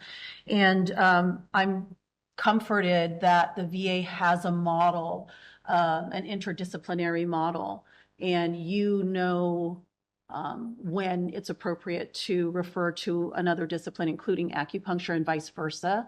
And I think for me and probably many other licensed PTs, that is very fuzzy for us. And so, I mean, I would look forward to learning more about that in the future, and looking at your model and how that works, because we do agree, right? It's all about getting the patient better. You talked about initially treating pain, and now there are many more reasons why you would use dry needling and ultimately to improve function. But so many times that's the reason why we see patients is because of pain. And if they go to a physician, the physician might refer them to a discipline to work on a certain problem, but they are also maybe going to be prescribing medications, as you mentioned in your presentation. And obviously that's a huge problem, not just here in California, but nationally. And so I just would really like to see this modality become an option for physical therapists in California to help our consumers. I would really like the option to have it myself if needed. I'd like my family to be able to have this as an option, the consumers of California to have it as an option. So I really appreciate the information that you shared, and the success that you've had with it and the research. Just a quick note, because we are patient care centered, I work on spinal cord, as you all know. The acupuncturist that I work with actually refers some of his patients to me. A lot of times he'll be working more systemic things, like high blood pressure or GI issues, but he knows because I'm there and because there's so many patients that we share or that we had that he can't get to all of them. So he will refer to me like, hey, Rick, this guy has this MSK thing going on, some pain. Can you address that for me? I'm like, yeah, of course. So we've learned to work together knowing that, he can utilize me because he can also, it frees him to see other patients as well, but he also trusts me to be able to address MSK issues for our same patient. Yeah, additionally, at the VA, we do have employees who are also practitioners, and there are acupuncturists that come to us for dry needling. So, it's just a matter of getting well and feeling healthy. Thank you. I had a couple questions and comments. I think our board member, Dr. Rubina Amin, because that is exactly what I pulled from your talk, which is the opportunity for collaboration and the fact that there are so many people that need care, and we can learn from systems like yours that have to address it in a way that is a shared responsibility. When we think about opportunities in the hospital, especially maybe post-operative or even where I work in pelvic health, postpartum, we have to break it up. There's no way that the physical therapist can do everything. There's no way that the occupational therapist can do everything in rehab, right? So recognizing that we all have different strengths and what we bring to it is very valuable. One of the questions I had was a little bit more on the effectiveness for the consumer and the benefits. Certainly, there'll be some patients that you said are contraindicated for whatever reasons. How do you see this for the majority of people that are not contraindicated or not precautioned, supporting either cost effectiveness or access to care? Could you speak a little bit more on that in terms of how it helps the consumer? Yes, that's a good question. And I think that's a big point we're trying to emphasize is, the research supports that, when you utilize dry needling as an intervention, it helps efficiency in terms of the system, in terms of getting patients improving their function and wellness faster. And so in terms of, healthcare systems are looking to utilize that effectiveness, your less sessions in a treatment area, or if you're using it from a holistic approach in terms of patient bed care flow. General mentioned, we have PTs in the ED. And so the main point of that is, in the past, a lot of our ED patients were coming in with acute flare-ups of low back pain. And traditionally, they'll go onto the floor to get admitted, to get an injection, to minimize the pain, and then sent out. But you're keeping a patient bed care. So why not have PT, treat them on the spot, discharge them home HCP, we can follow up in a week, and mitigate them coming onto the floor so the hospitals can treat more sicker patients that need the actual bed care. So there's a lot of application to having this modality. I mentioned, the primary care is a huge one that I know a lot of healthcare systems are adapting, of putting PT in primary care, but obviously we would argue a PT with dry needling trained in primary care is even more beneficial, because same time, we'll have patients come in for their primary care appointment, they'll meet the physician, it happens to be a low back pain flare up. They'll just call down to our clinic saying, hey, do you have time to come up to the floor? We have a patient that is perfect for you. Instead of us seeing them, sending a referral down, coming in a week or 2 weeks, and they're already in subacute pain versus the acute pain that we can address and have them come back and not even have to have a follow-up appointment. Or we can do a virtual care follow-up appointment and say, hey, I know we saw you a week ago. How you doing? Oh, I feel great. I don't need an appointment. Or if they did, then we can refer them for 1 or 2 more sessions. So it's, we see the benefit of it, and that's what I mentioned. And we have a researcher now that's going to go retrospectively to pull up our data, and we'll hopefully be publishing that in the near future to kind of share that with the world of how beneficial it is in terms of, obviously the patient focus is what we care about, but also there's a benefit to every healthcare system to incorporate this there in California, because it opens up more care, and access is a huge thing in healthcare nowadays anyway. So, I feel like we're kind of preaching to the choir, but yes, it's beneficial. Yeah, and in addition to what Teo was stating as well, we also have to rely that physical therapists, we are the musculoskeletal experts. So we determine what's appropriate for the patient. Whether it's, if we're talking about number of visits that are appropriate, interventions, it depends. So perhaps one patient might need dry needling, maybe another patient does not. Maybe one patient might have the same type of issue, low back pain, may benefit from dry needling. Maybe they're going to benefit more from manual therapy.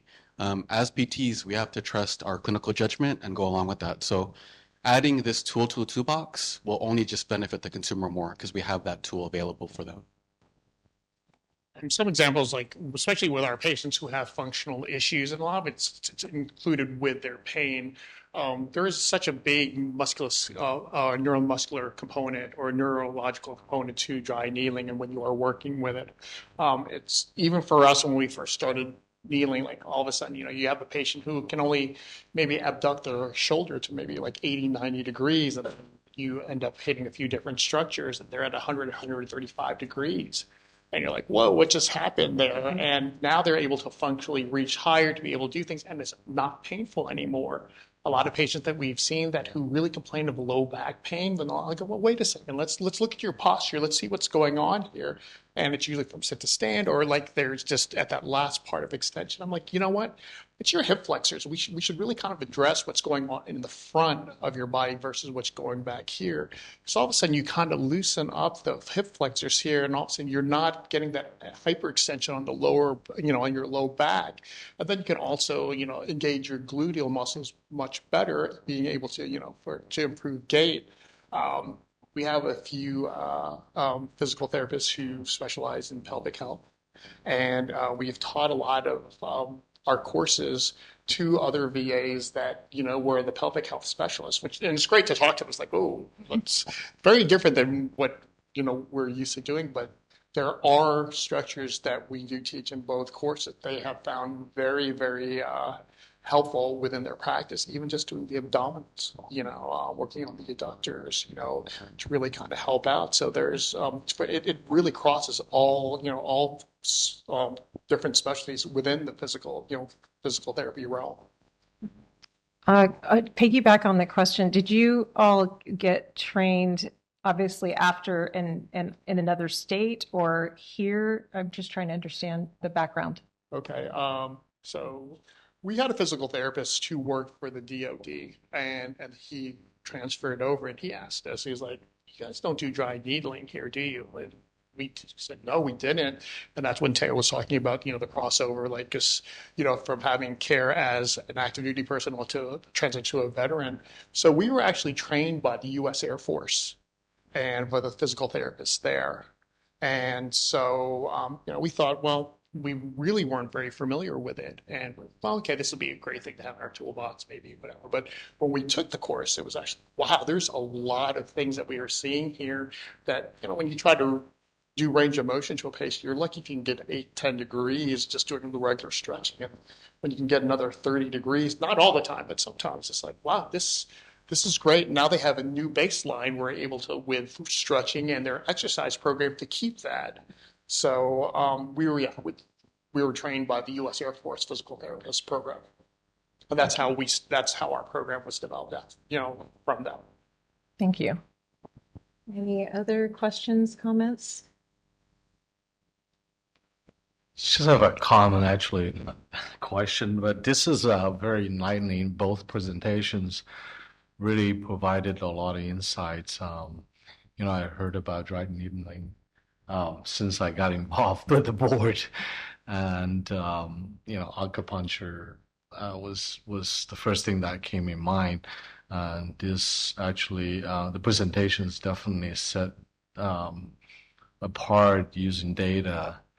A different understanding of how acupuncture different from you guys doing. And I really, you referred to the integrated care model, really, and primary care is started using it as well. And I really see the benefit of that. It's not a matter of the differences in applications, but what benefits the consumers. I think it's the most important, and it's all focus here also. And I consider different type of specialties, and if we can integrate it and then ultimately benefit the consumer is the way that I'm glad that you guys have a sort of a model that it's rolling out there, and that's something that it's very encouraging to see. Thank you. Any public I comment? have another. Oh, sorry. That's okay. You- I you just want two to? more. Okay. Yeah. Teo, you talked about research, and I'm wondering if the VA is, or your group is actively working on any research that would be beneficial for the board. Yeah, so actually, this morning we had our research meeting. So we're working on low back pain, our first kind of study that we're going to try to get out there and publish. We have some case studies that we've done like abstracts for, and we're going to be presenting this year at different conferences that we can share. It was a women's health one, it was a obturator internist dysfunction, and so we're happy to share whatever you want. But hopefully, our strategic plan is over the next 5 years to have a lot more larger scale multi-site studies publishing our information, because we're just setting up our database now with our researcher to retrospectively go through all of our cases, collaborate and collate all the different treatments we've been doing, and then we'll be pushing out a lot of papers. So as we do them, I'm more than happy to forward to you guys every time we do it, so you guys have it and can ask us questions about it. Sure, thank you. I know Leslie presented some research in her presentation as well, and if you had any data to share regarding adverse effects, that might be helpful as well. Sure. I mean, specifically within our system, yeah, we'll share it with you guys. Yeah. I mean, we have had no adverse effects No. so far in our healthcare system the people we've trained, but we'll continuously share it with you guys as we do it. That's great to hear. I think my last question would be, I know it will be anecdotal, but do you have any examples of patients that you have, California consumers who voice frustration at the inability to receive dry needling services in California? Yes. We can't say that specifically maybe about our patients because they have the VA available to them, but definitely their friends, loved ones. Earlier I mentioned, some of them are traveling to different states just to get one treatment of dry needling because their partner was able to get it at the VA, and they're advocating for it for them because they know it could be beneficial for them to have. So, yeah, we can't say that about our specific patients because they have it available, but their loved ones and people they care about do not. And within California, there are a lot of VA systems, but they are spread out, and not all the physical therapists in the VA do it. I mean, we are training others. We've been down to Long Beach, we're scheduled to go to other places as well, but they are spread out. And sometimes the ones coming from the Central Valley is like, do you have anyone closer to come see us? Well, we're trying to train, we're trying to talk to the other systems or try to get another practitioner who is dry needling trained to one of the clinics closer by. But I mean, some are coming in from Fresno or, Tulare, 3.5, 4 hours away just to get this treatment done. What's nice about it too, that we do have dry needling, practitioners, or physical therapists who do dry needling. So on spinal cord, I see a lot of patients for annual evaluations, but they come from all over because we're the hub. But I'm lucky is like, okay, well, you're from Lincoln. So you know what? I have a friend up at McClellan. I know 3 people there who are doing some dry needling up there that I think might help because, we do our evaluations. So you don't have to come see me in Palo Alto, but I can refer you to another VA clinic closer by, so it'll be more convenient for you. These are Californians receiving these services in California, but not all Californians have access to these services. If I were to piggyback on that, some of your VA members probably also have TRICARE. They get care outside of the services, and they might have come to you after seeing California therapists who are not trained or, you want to share a message about? Okay. Yeah, so the VA does offer something called community care. So if a veteran service member cannot receive care at a VA for any specific reason, they may receive care in the community. But there's been times where those patients have received dry needling, but can't receive dry needling out in the community in California because of the laws. So they end up, always coming back to the VA because of the care that we can offer. Okay, and Now I got a question now.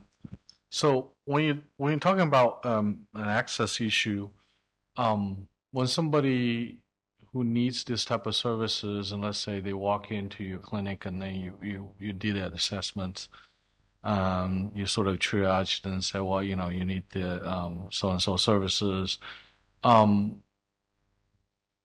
Is there a probability or what's the process in terms of, referring them to acupuncturist to solve the same problem, or is that limited, or is that how does that workflow go? So it's in simple, I mean, again, as PTs, we're musculoskeletal and functional, dysfunction, we look for that. So if, for example, a patient comes in and we do a full evaluation and we're not able to identify their dysfunction related to, muscle, joint, some kind of physiological condition that it's in our scope of practice to treat, we'll be transparent with them. It's like, I can't identify the source of your pain. So I'm not going to just do something for the sake of trying to do something. So we can call, our acupuncturist and say, hey, here's this history. Here's the background. This is what I'm seeing on my evaluation. I'm not finding anything, within our scope. What do you think? And then I go, actually, you know what? I think there's something that I can do for them because of X, Y, and Z based off their training. Okay, great. I'm going to refer them over to you. You can do an evaluation and assessment and speak with the patient if maybe there's something in your wheelhouse that can address them. Or, for example, and if we refer to a chiropractor, maybe, the PT that's assessing them doesn't feel comfortable doing mobilization in a specific area that they're trained to do. They might contact the chiropractor. It's like, I think they have a dysfunction at this level. I think it really might benefit if they see you because I know you're a specialist in this area.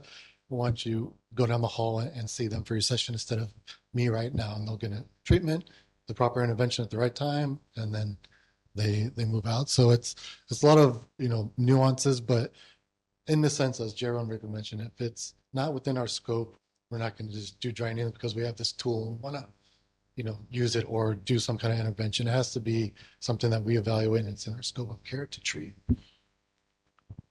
Is exactly what I wanted to hear. So thanks. Okay, and on that as well, I mean, even though we've been practicing, and have dry needling in our scope of practice, and we've been practicing, individually for quite a while, doesn't mean we'll always use that. We have to make sure that it's appropriate. There's other things as well.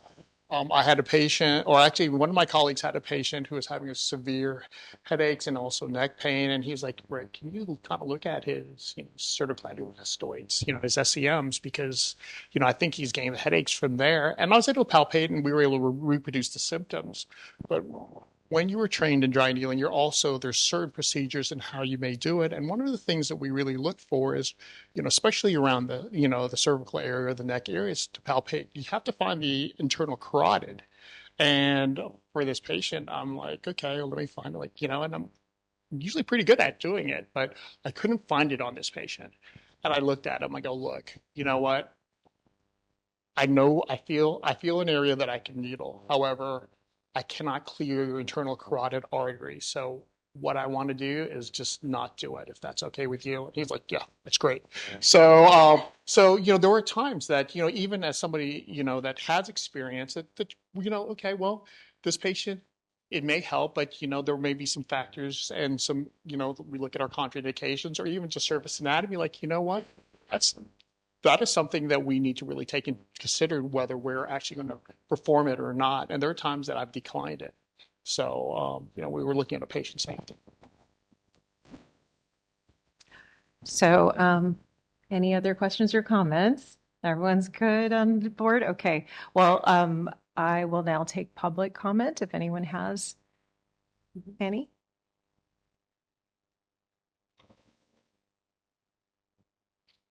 Hi, my name's, if I push something.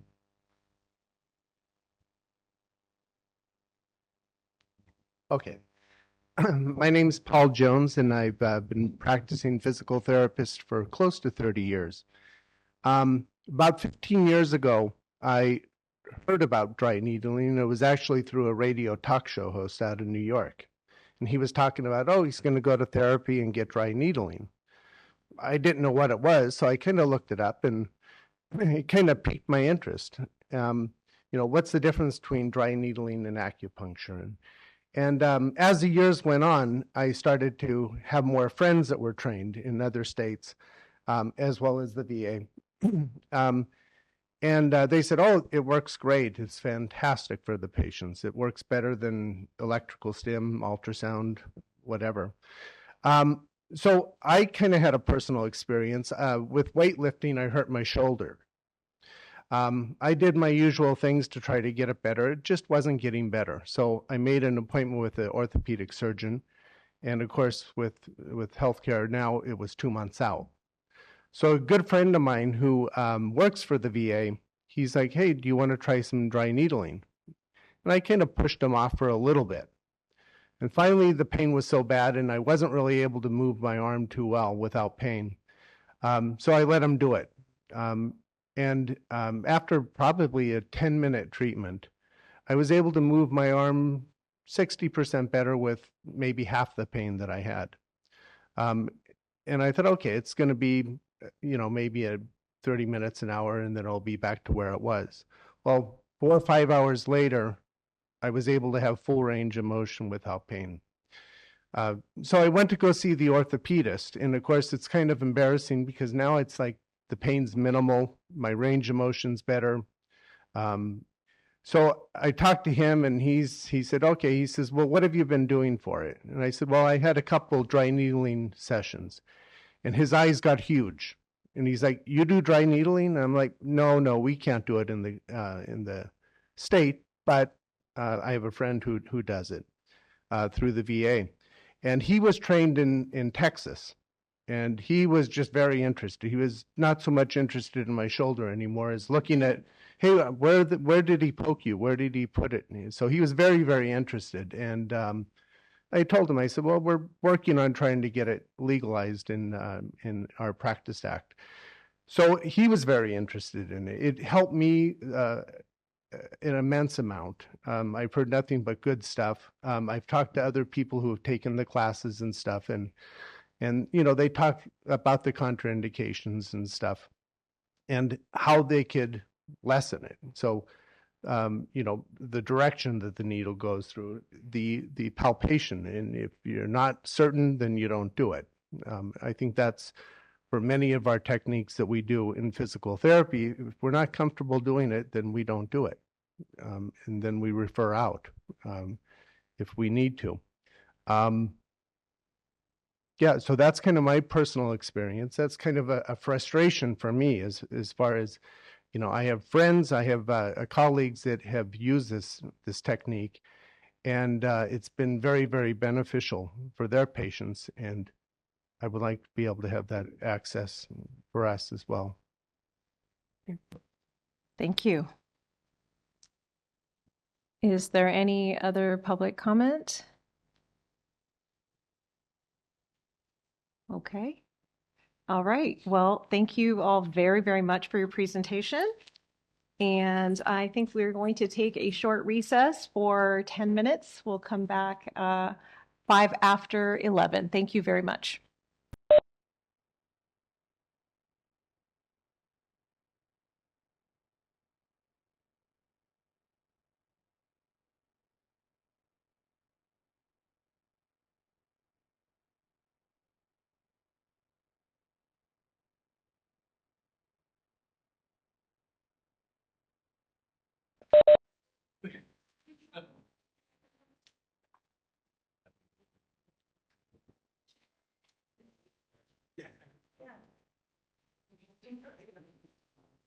Okay, thank you for rejoining us.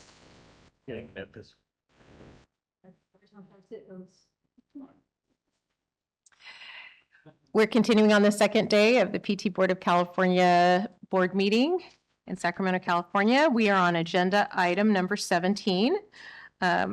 We're going to start with Consumer and Professional Associations Intergovernmental Relation Reports with the Federation of State Board of Physical Therapy. Hi. Thanks for inviting us here for this piece and letting me speak to that part. I know Leslie this morning was focused on dry needling with a lot of content on one of the resources that has been developed and maintained by the Federation. In lieu of presenting additional material on other types of resources that were available today, what I wanted to do is just use that as an example of the kinds of products that are available, resources that are available through the Federation to you on quite a number of different topics in different formats. Both the papers or the publications, webinars that are available on this topic and others, and through the HRRI.org. The research arm, as Leslie referenced earlier, today there are more research that's being funded and published available. The most recent publication through HRRI that was released just in the last week is focused on reentry to practice, and specifically looking, if you will, at the atrophy of competency over time when away from practice from an academic standpoint. So that's another one that I would recommend. The other piece that we'd love to get some input on is the development, and I'm sure Jason has brought this back previously, but the idea of burnout, practitioner wellness, and the idea of healthy practice and the development of a healthy practice tool.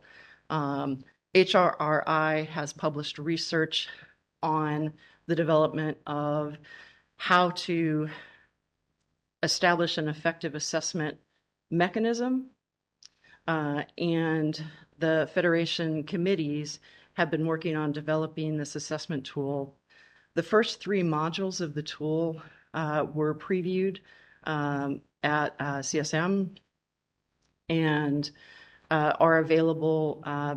We'll be listing that out so that individuals can take it. It's broken into different modules so that a practitioner can go in and do a self-assessment. So it is considered anonymous because, of course, research shows that if somebody is reading your assessment of your own level of burnout or wellness and different elements, if somebody else is reading that like a board, your answers may be different than what you may answer if you are the only audience for that information. So that tool is being developed to be intentionally anonymous.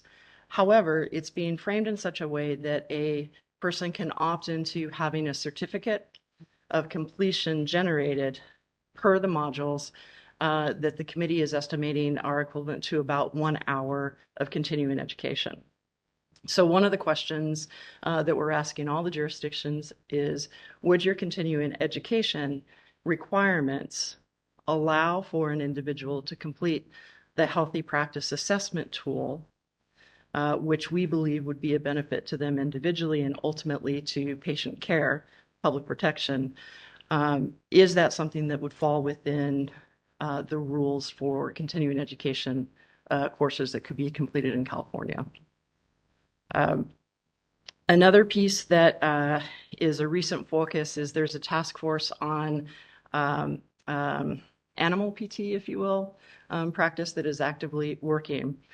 So if this is a topic that is of interest in California, the task force is looking at solidifying regulatory language and best practice. The task force that's been put together is made up of from the membership of Federation, PTs, PTAs, administrators such as myself and Jason, but there's also a veterinarian that is serving on that task force to really have a multi-disciplinary perspective on that answer. I think what I'd really like to do is highlight the fact that since Jason and I are both administrators of our respective boards, this idea of through the Federation, through this membership-driven organization, we are each the 53 member jurisdictions that comprise the Federation. They are we are they. And from that standpoint, we lift each other up through that collaboration and through that sharing.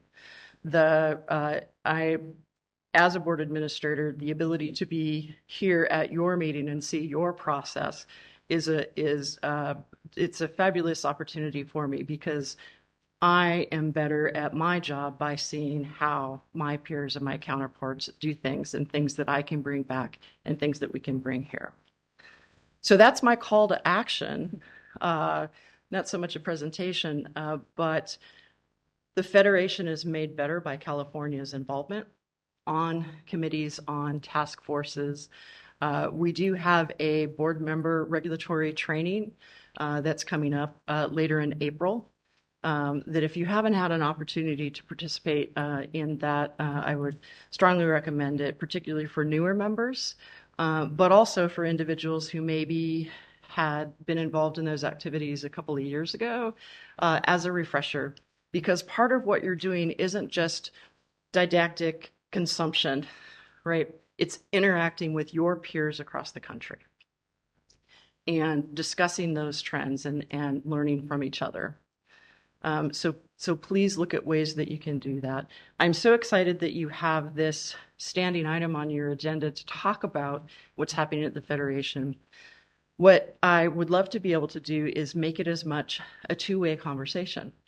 It is absolutely something that on a regular basis, if you let us know that issues of interest, as you did today, we can help locate in all of the materials ones that would be most relevant for whichever agenda topic is of interest. As your liaison, I'm happy to attend meetings when I can. If they're virtual, that can be more frequent on that, but that's something that we can do as well as Federation staff. One of the key pieces, though, is again, getting the input from you on what is the most useful. Because it's not enough to just have the collection of resources on topics that have come from the past. What is important is that we, as the community, as the membership, look forward to what's coming and make sure that we are developing those resources in the future. The next major group activity for Federation is, of course, the Leadership Issues Forum in July, where your delegate and administrator will be working with delegates and administrators from all jurisdictions, specifically on looking at those topics and identifying those leadership questions. And so one thing that would be very helpful to help prepare bringing California's needs, California's perspectives, California's expertise to that meeting is to begin thinking about that even today. And then at your June meeting, consider having a conversation or an agenda for your delegation to bring back and either present or inquire of the other jurisdictions. That, of course, in our annual cycle, if you will, the Leadership Issues Forum directly informs content through the rest of the year that might take the form of webinars available, but also leading into the annual education meeting. Specific topics or content or follow-up based on your needs and your leadership and your participation in the process. So with that preamble, what I wanted to do as your liaison is ask and listen to the things that are top of mind for you today, not to put you on the spot, but either today if something comes up or definitely through Jason and his staff to follow up with us, and we can get that queued up for your next agenda. So with that, I'll turn it back over to you. Any comments or answers, questions? Thank you for being here and for the report. It's a treat for our board to have you present. One of my questions has to do with the tool you mentioned regarding burnout. And I'm wondering if there is, after participating in the modules, an opportunity even for another CEU possibly for reflection and action plan. So not just to have taken the tool and be aware of what those issues are, but what are you going to do now, or what can you do now? Thank you for that question. The tool is designed to provide those opportunities, and it does make recommendations on, similar to the board assessment tool, where you would take the assessment, but then it would provide resources based on your answers. The Healthy Practice tool works similarly. So there is a reflection, not really a score, but a reflection back on. I know I've taken one of the modules, and my work-life balance is a little out of balance on that, which I was surprised. My family, not so much. But there were recommendations, research, readings, reflections. There's an opportunity to effectively journal. But all of that stays into a PDF in that session that you can then print, you can save, but is not stored on the system. And then there are the total of 6 modules. If you have time on your June agenda, by then they'll be fully released and could be demoed or a presentation. We'd love to bring that to you in June. Thank you. Thank you very much. I think a second question is, there was a mention of a board website audit tool in past meetings, and I'm just wondering if you have any update on that. I believe that has to do with sexual misconduct and information for the public and for licensees. There are some publications that are available that a board can, The underlying research for that is also located on the hrri.org website. There is a section for sexual misconduct and some research and some recommendations under there. But we can also be sure to send that directly to you. Okay, thank you. Any other questions or comments? Well, thank you, Michelle. One other thing that I really appreciated about getting to know the FSVPT's resources and Jason's involvement with the different committees was some of the videos and different types of consumer education pieces that are available that hopefully we'll be able to access through our relationship to help our consumers in California know what to expect and what to ask for and when they are being treated appropriately in terms of physical therapy practice. Can you share a little bit more about any other types of products that might be supportive of us educating our consumers? Absolutely. I think there are materials and committee work that is focused on understanding elements of the sexual misconduct, informed consent.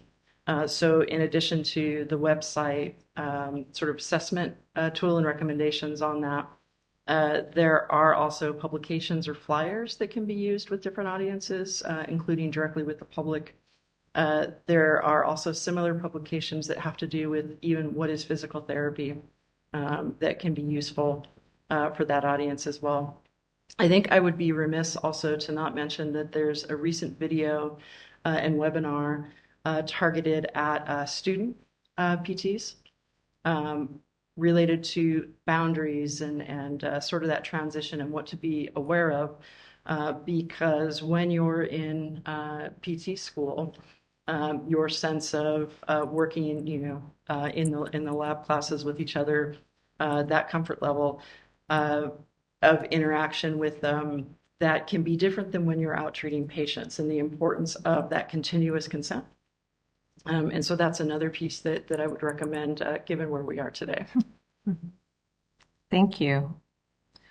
Anyone else, any comments or questions? And take one from the public? Any public comment? Nope. Oh, hello, come on up. I think you can. Here. Thank you. Hi. Good afternoon. My name is Dr. Michelle Lau. I'm the president of the Council of Acupuncture and Oriental Medicine Associations, and also the president of American Alliance of Acupuncture. First, I thank you for the opportunity to be here to meet everybody. And actually, I attended many times about this event before, the COVID-19. But now I just make it short. It's like very important. I would like to ask all the member and to be consider what we're doing now today in talking the presentation of acupuncture. Yeah. Ma'am, my apologies for interrupting. I'm Michael Knotes. I'm the board's attorney. Right now, we're taking public comment on the FSVPT report. Yes. There is an agenda item later for comments for items not on the agenda. I just talking about the report. Oh, No, I'm sorry. The report that she just provided about the Federation of Physical Therapy State Boards. Okay, thank you. So I just do it later on though. Okay. yeah. Thank you. Number Yeah, thank item you. 22 is public comment for Okay. items not on. I'm so sorry. agenda. Because I spent about 30 minutes to find the place after now, and I missed that. So I couldn't make any comment about that. But Yeah, even though you missed that, you can make those comments during, later on. yes, for Thank you comment so much. items. Thank you. Thank you. Thank you. Okay, is there any other public comment about item number 15? No, sorry, item number 17A? Okay. I would like to move on then to the presentation. Actually, if we could have the CPTA representative give her report. Could you introduce yourself?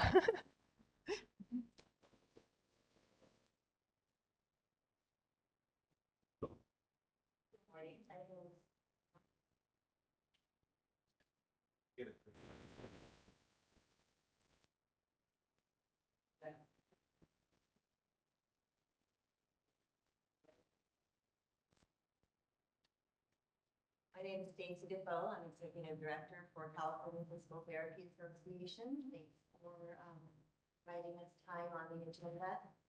But first, I want to say thank you to the PT board, to the Federation, and to the Physical Therapists from the PA Department on that wonderful presentation on bioneedling. I've seen a lot of that information. I learned some new things, took some pictures. So, but I really appreciate you bringing the issue forward and providing more detailed clarification, history, statistics. That's really like helpful more for us and for the issue in general. So I just want to be doing that. Yesterday, we held our legislative day at the Capitol. We had more than 100 PTs at the Capitol to talk about issues that are important to physical therapy. We held more than 30 meetings in the building with legislators and a little bit more follow-up with the district. So overall, it was a really good day. We had a good turnout, lots of excitement. Our top priority still is modernization of the PT Practice Act. We talked about this before. And it would raise the Practice Act to the current level of education and training that is required for therapists. It covers a number of areas that are important to us. We do not currently have a bill. So it is still a priority. We are still promoting this. And it was our priority yesterday, as well as another bill that I'll talk about. But just timing in the Capitol right now, an issue this big, we want to make sure that the timing is right, that the offer is right, time to devote to helping us push this forward. So we're holding off for the moment. There may be opportunities as the year progresses to bring something forward, but we'll likely be looking at introducing next year. Just an update on that. And a bill that we are working on for this year is prior authorization bill. It's AB 574, Mark Gonzalez.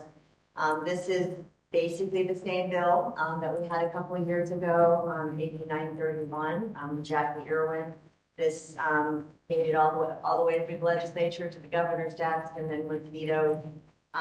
It does still include that prior authorization would not be required for initial oral visits of medically necessary care. We still think this is an important issue.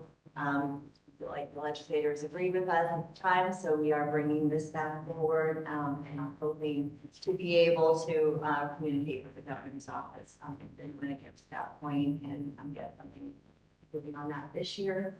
The other bill that we're working on is AB 1009, school credentialing, again with Blanca Rubio.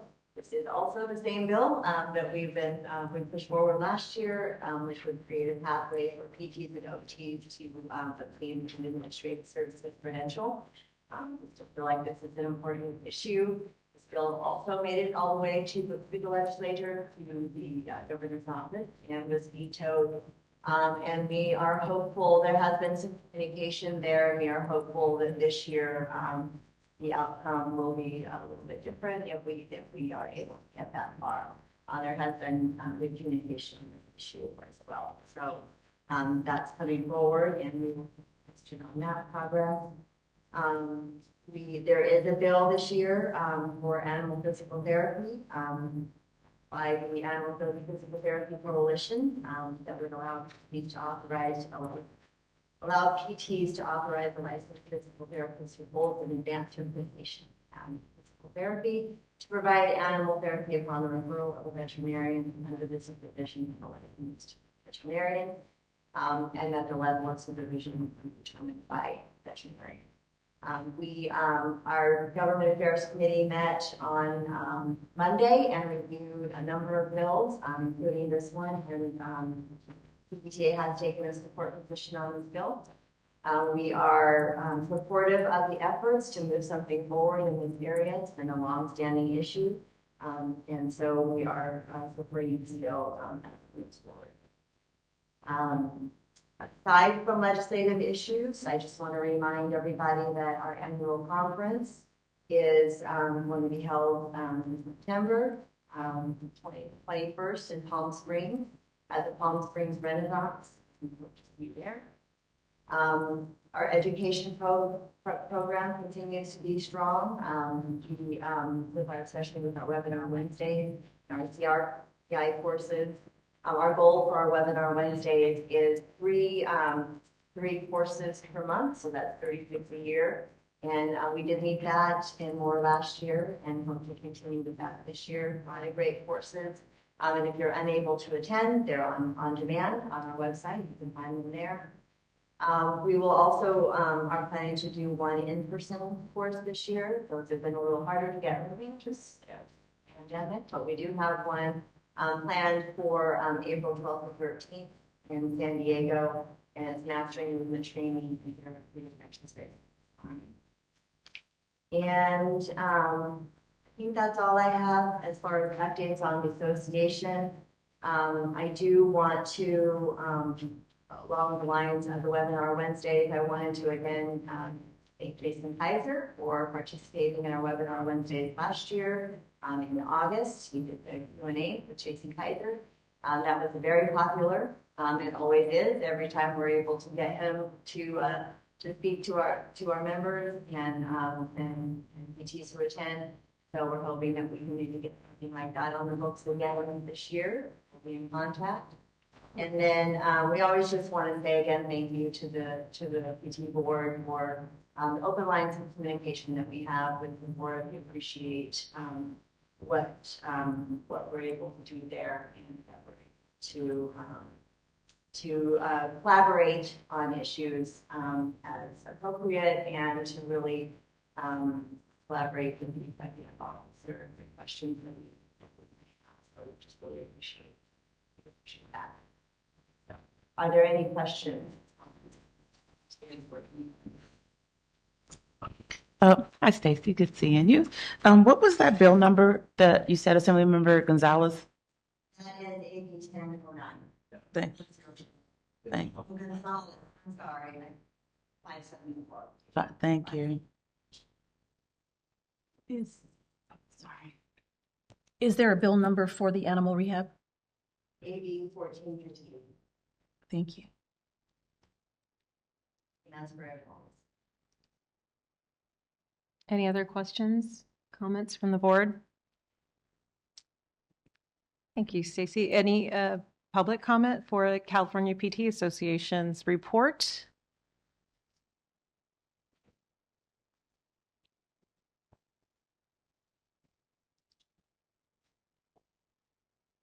Hello, my name is G.V. Ayers. I represent the Animal Physical Therapy Coalition, and just wanted to make a touch base on that. Thank you so much for your report, and look forward to having the discussion with the board and also with the association as we move forward here.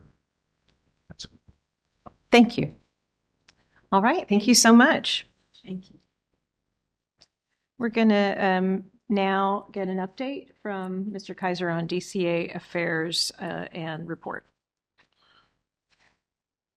Yes, I have a prepared update for the Department of Consumer Affairs. They would like to apologize for not being able to attend today, but as I get through the update, you'll see why that is. So the first update is based on fire response. Excuse me. On January 29th, Governor Newsom released Executive Order N1525, providing quick recovery relief for local businesses by deferring renewal fees and waiving other fees for DCA licensees in the Los Angeles wildfire areas. Specific DCA provisions include licensees whose license expired between January 1st and July 1st of 2025 will be granted a one-year extension to pay their renewal fee if their business or residence address is in certain zip codes impacted by the fires. Licenses will still need to renew their license, but their fees will be postponed for 1 year. In addition, duplicate or replacement licenses or wall certificates will be provided free of charge until January 7th of 2026, and delinquency fees are suspended until July 1st of 2025 for those that are impacted by those fires. DCA met with Board and Bureau leadership on January 29th to discuss the executive order and its implementation. DCA provided messages to the boards and bureaus for dissemination to the impacted licensees, as well as consistent messages for use on all board and bureau websites. Boards and bureaus have shared the executive order and fee deferral opportunity with their stakeholders. We sincerely appreciate the quick and personal outreach by the boards and bureaus to impacted licensees. Each DCA board and bureau website was updated with information for individuals impacted by the fires. DCA's Office of Information Services, DCA's IT team also developed landing pages for all online databases, so those going through the renewal process will receive information regarding the fee deferral when they go to renew their license online. DCA has also dedicated Disaster Help Center webpage accessible at www.dca.ca.gov that includes information on the executive order, FAQs, and other important resources that may be helpful to licensees and survivors as they navigate the rebuilding process. Additionally, DCA has a toll-free phone number, 1-800-799-8314, and an email, cafires@dca.ca.gov, available for fire survivors needing assistance.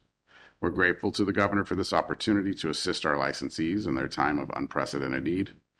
A special thank you to DCA Board and Bureau leadership for their continued partnership and commitment to help survivors. The next update is on the Governor's 25-26 proposed state budget. Governor Newsom released his proposed state budget on January 10th. Additionally, DCA's vacancy reduction and government efficiency plans were approved by the Department of Finance and may be made official in the spring revisions. The Governor remains committed to funding resources to address California's housing and homelessness crisis, including in the Governor's proposed budget is the creation of a dedicated California Housing and Homeless Agency. The Department of Consumer Affairs and other regulators currently under the Business and Consumer Services and Housing Agency would form a separate agency called the Consumer Protection Agency. This is an extraordinary opportunity for DCA to better align with other consumer protection entities as one consumer protection agency. With a Consumer Protection Agency Secretary with the Governor's Cabinet, this is an exciting opportunity that will only strengthen our mission, momentum, and delivery of services to California. The Governor's reorganization proposal will be reviewed by the nonpartisan Little Hoover Commission and the legislature this spring. And as more information is available, DCA will continue to keep Board and Bureau leadership updated. The next topic is hybrid telework transition. On March 3rd of 2025, Governor Newsom issued an executive order requiring all state agencies and departments to update their hybrid telework policies for employees and increase from 2 to 4 days in office per week beginning on July 1st of 2025. On March 13th, the California Department of Human Resources issued guidance on implementation of the executive order. The guidance provides defined parameters for when agencies and departments can make case-by-case exceptions to the 4-day in-office minimum requirement. DCA is working closely with the Business Consumer Services and Housing Agency on its next steps and will be meeting next week to discuss this transition with Board and Bureau leadership. The next update is Board and Bureau Relations Team Update. Yvonne Durantes served as the Assistant Deputy Director of Board and Bureau Relations since October of 2022. And on December 6th, the Governor appointed Yvonne as the Assistant Deputy Director of Legislative and Governmental Affairs at the California Governor's Office of Emergency Services. Yvonne's last day at DCA was December 31st. Melissa Gear was also appointed by the Governor as Deputy Director of Legislative and Governmental Affairs at the Department of Healthcare Access and Information on February 14th. She has been with DCA since September of 2022. And her last day with DCA was February 28th. We appreciate their dedication to the department and wish them well in their new roles. And ongoing, should you have any questions or need assistance, please continue to contact DCA at memberrelations@dca.ca.gov. Those are the two vacancies that would have been providing this update today if they had not moved on. So in closing, thank you to board staff for their continued hard work. And thank you board members, for your dedicated service on behalf of California consumers. Sincerely, Christine Lawley, Assistant Deputy Director of the Department of Consumer Affairs. Thank you. Are there any questions, comments from the board for DCA report?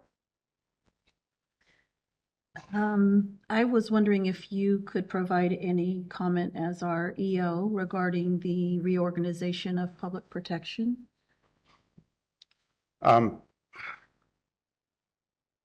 So as a board, we are under a larger department of the Department of Consumer Affairs, which is under a larger agency, Business Consumer Services and Housing Agency. And the proposed plan by the governor is to take the existing agency essentially and split it into two, creating two separate agencies, one focused on housing and homelessness, and essentially the other boards that don't fall into that category would then fall into the larger category of Consumer Protection Agency.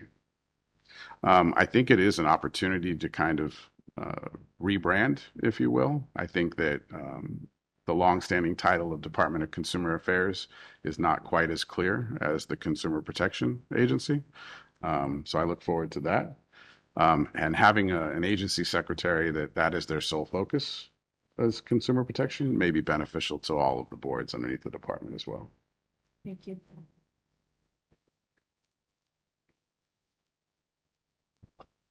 Any other questions or comments?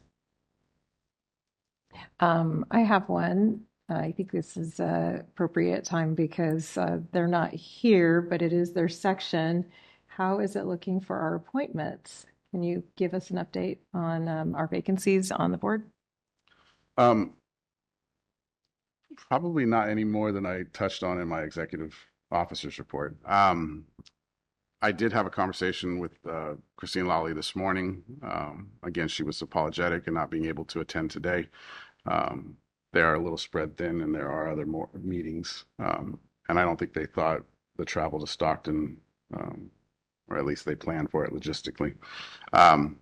For appointments, I've been assured that they are aware, and when I say they, I mean both Board and Bureau Relations, but also the Governor's Appointment Secretary, of our existing longstanding vacancy since 2023. And they are also aware of our more relevant and pressing vacancies coming up as of June 1st for both Dr. Alicia Rubina Amen and Katerina Eleby. So we have 3 potential appointments, all happen to be governor appointments. And they are aware. And, you know, as I touched on the executive officer report, I have seen a number of Department of Consumer Affairs appointments made since our December meeting. But I would also say that California has gone through some trying times over the last, 5 months with the SoCal fires. And I think we're even seeing those impact legislatively in this session, the reduction in the number of bills available, and some of those bills being or addressing directly the wildfires and relief. So I can only imagine that the governor's office is under that same kind of pressure. But we are very much looking forward to filling those vacancies. Thank you. I just wanted it on record one more time in another location on our message. All right. Are there any public questions? Public comment for the DCA report? Okay. Not hearing any. We're going to go to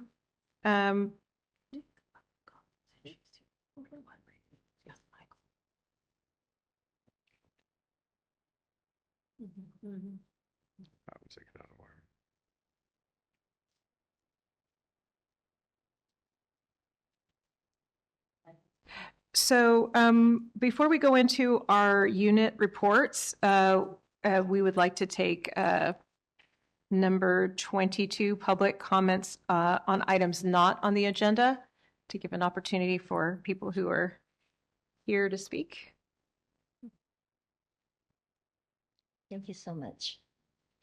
So again, my name is Dr. Michelle Lau, President of the Council of Acupuncture and Oriental Medicine Associations, and also the American Alliance of Acupuncture. We both is for California and the nationwide. And our office will be in Sacramento and also in Washington, D.C. What I concerned more is like I put in very short because I know your time, okay? And first of all, I concerned is like for the public protection, but actually I want to talk, but now I say I put it together to say when I try to talk to Mr. Kaiser.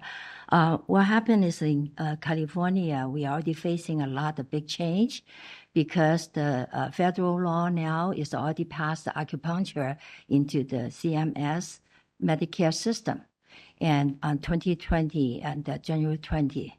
But now for 4 or 5 years past now, we're working really hard to put licensed acupuncture into the system can serve like a 6 or 70 million of the elderly, which we're doing very well. And we practice the acupuncture clinic inside the Congress since the 4 years ago. We go every month and let them know how does acupuncture work and how effective it is. And I'm going down there every month since 4 years ago. So I try to say that the acupuncture profession in this country, in California, is over 50 years old. And now our practice education required is like a master degree, at least 3,000 hours. And the doctoral program now is approved by education department. It's 3,535 to about 4,000. Every school a little different. But in order to get into the doctoral program, and now we have many schools that already have doctor degree. And now I consider is that we're very happy to hear the physical therapists. They really like to practice dry needle, actually part of the acupuncture. In California, any needle you perform into the bodies and then consider is acupuncturist, the scope of the practice. So anything insists that, except that is illegal. In California, I know that about 5 states now is prohibited to don't do it. And I just heard 5 states is no comment. But unfortunately, many states, they practice dry needle, and then they say dry needle, but actually it's acupuncture. But the other state, they are not strong as California. California, we have very, very good law and make sure what the education and the acupuncturists when they learn, not just a few hours or 100 hours or even less, okay? And we require actually I request the board of the physical therapists and really put attention on it to protect the California consumer the health, and everybody have to know when they insert the needle, just relieve the pain. It's so complicated. You have to learn the theory, you have to learn the practical examination, go through all the practice, you know.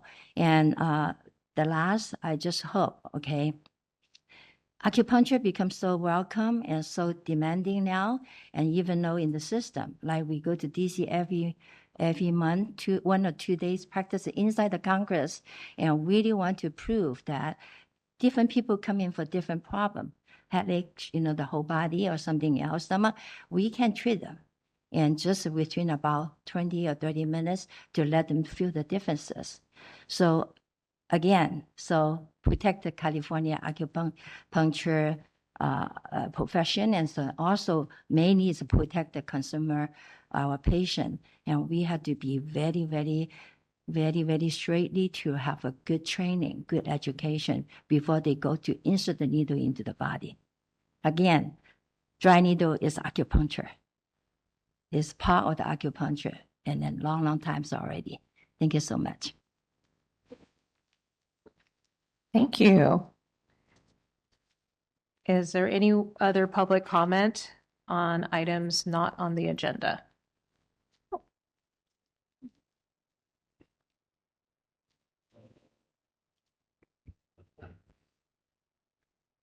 Good morning, board members. This is on. Are we good? Yeah, try the other one, Ben.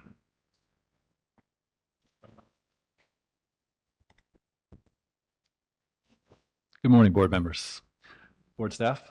My name is Benjamin Bodia. I'm the executive officer for the California Acupuncture Board. My role is not to discuss modalities, efficacies, and treatments. My role is public protection, just as your executive officer, Kaiser, is, as is his. I just wanted to be clear for the public. I feel this board has been doing a good job, and the board staff has done a great job in terms of enforcing our respective acts. As we just heard from the public, needling in California is clearly defined in the Acupuncture Act as the act of needling. And so the board does see any form of needling as needling, and I don't believe there's any contention with that. So I just wanted to affirm that we are sister agencies. Our purpose is public protection. We leave it to the professions and the public and the legislatures to address any additional modalities that each profession should be in charge of. I am also available for board and board staff for any additional questions and continued collaboration. Thank you. Thank you. Any further public comment? Again, my name is G.V. Ayers. I represent the Animal Physical Therapy Coalition. Coalition's president, Karen Atlas, could not be here today, so I'm making just a few comments here in her absence there and that. The Animal Physical Therapy Coalition is a coalition of representing veterinarians, physical therapists, registered veterinary technicians, animal welfare rescue organizations, search and rescue, military canine handlers, and obviously the greater animal-loving public. Coalition is dedicated to increasing safe access to animal healthcare options, specifically authorizing California licensed veterinarians to refer animal patients to qualified animal physical therapists for treatment. This year, Assemblymember Wallace has introduced AB 1458 to allow for interprofessional collaboration and increase safe access to animal PT services. And that bill is currently in spot form now, intent language, but language has been submitted that would fill that out in greater detail. We have submitted a letter to Mr. Kaiser requesting that an item be placed on the board's June agenda for us to give a presentation regarding what animal physical therapy is and have opportunity for exchange and discussion question such as that as well. And we look forward to hopefully a positive reply to that request there. So that's really all I have to say. I didn't know if that was to be said now under Perfectly this fine. or later under the other, but anyway, I wanted to just take that very much and appreciate your time and the opportunity. Thank you. All right, any more public comment on items not on the agenda? Number 22. Hi there. Hello. My name is Nick Sullivan. I'm a student here at University of the Pacific. I'm a little terrified to do this in front of the board, but I wanted to speak toward. Unfortunately, I missed the presentation on dry needling, which is something that I'm very curious about. As I've heard a lot about it, but not had a lot of didactic learning on the subject. And I look forward to seeing that online later. I just wanted to speak more from an anecdotal student's perspective, as this is something that I encountered in looking for PT schools in California. But in my search for PT schools, I found that many schools in California don't really teach dry needling because it's not allowed in California. And if they do, it's a very brief blip on the road to other lessons. I'm a non-traditional student, so many of my other friends and mentors who I graduated with in undergraduate school, they have told me that they greatly use it in their practice. And I feel a little bit frustrated that I can't learn about that. Dr. R.A. is one of my professors, and she can probably tell you that I'm very driven and very curious, and so that frustration comes from a lack of having access to those skills in a traditional didactic method. Yeah, and I just wanted to express that. Thank you for your time. I really, really appreciate having this opportunity to see how the legislative side of things happens, and I think that this is a fantastic opportunity. And thank you for your time, board members. Thank you. Any further public? We're going to ask if the board have any question, because after my my speech, I just have opportunity if you have a question from the board regarding the dry needle from the physical therapist and also related to this issue. Yeah, we don't engage in discussions with the public during public comment. So thank Okay. you for your comment. All right, I just asked a question, ask you guys. Thank you. Thank you. Are there any other public comments? All right.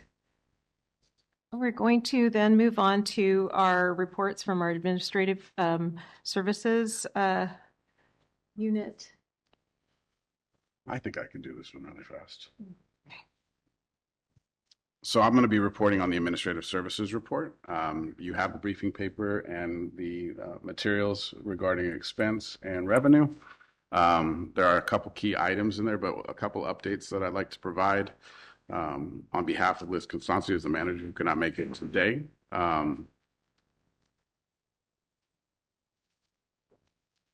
Two things, well, essentially maybe three things. One is just kind of the current state of the economy. So reporting on travel right now is status quo. Travel's been reserved for mandatory requirements such as board meetings, training, and education. Speaking of training, that is also status quo. Travel has been limited to job-required training, and we are utilizing DCA's solid unit for our training needs. And we'll continue to explore options for training that is not job-required and not offered by solid, but as of right now, we may be fiscally refrained from doing that. And to date, PTB staff and members are in compliance with their mandatory training and reporting requirements, so thank you all for that. The PTBC has authorized 29.1 positions, and as I kind of touched on in the executive office report, for Q2, we did have 3 vacancies, and we made 2 appointments during that period of time. One to our licensing service unit with Andrew Caton, and in the enforcement unit, James Heaton. And the admin unit has recently filled its lead analyst position with Anastasia Stokes. We do have one other vacancy that we are very close to filling. And as I mentioned in the executive office report, we have a new vacancy in the application and licensing services unit.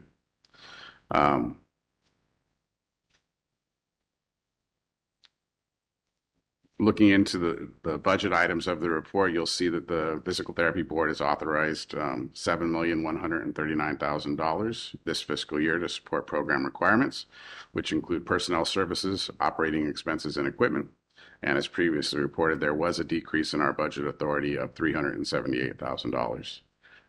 Those adjustments, primarily in personnel services, did increase from $3,509,000 to $3,645,000 to cover workmen's compensation, benefits, and retirement costs.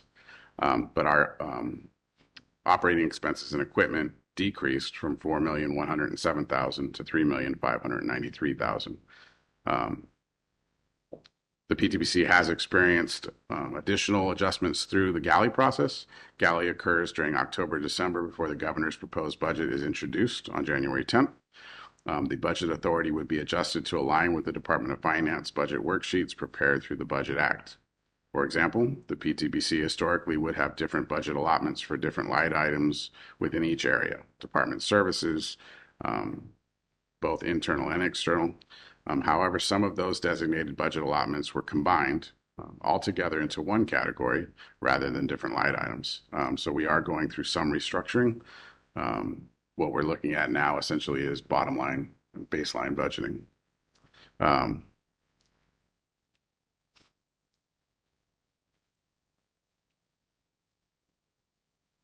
For Q2, for expenditures, as you'll see, we spent $1.8 million roughly, and $3.9 million year to date for a good halfway mark. And we are living within our means, collecting revenues at the end of Q2 of $4.3 million. So we have spent about 55 of our total budget allotment. We typically like to be at 50% at the halfway mark. However, 56% increase in expenditures for the Office of Administrative Hearings and some enforcement costs that I kind of described during my executive officer's report, and additional expenditures for the onboarding of new employees, such as equipment.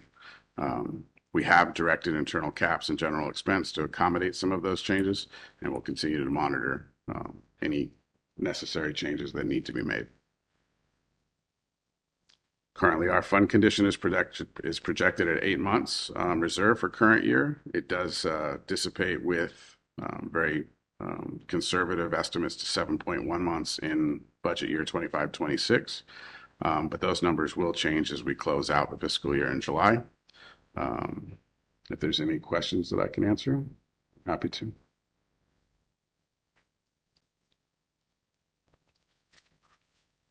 You mentioned the equipment expense was for new employee equipment? New employee equipment,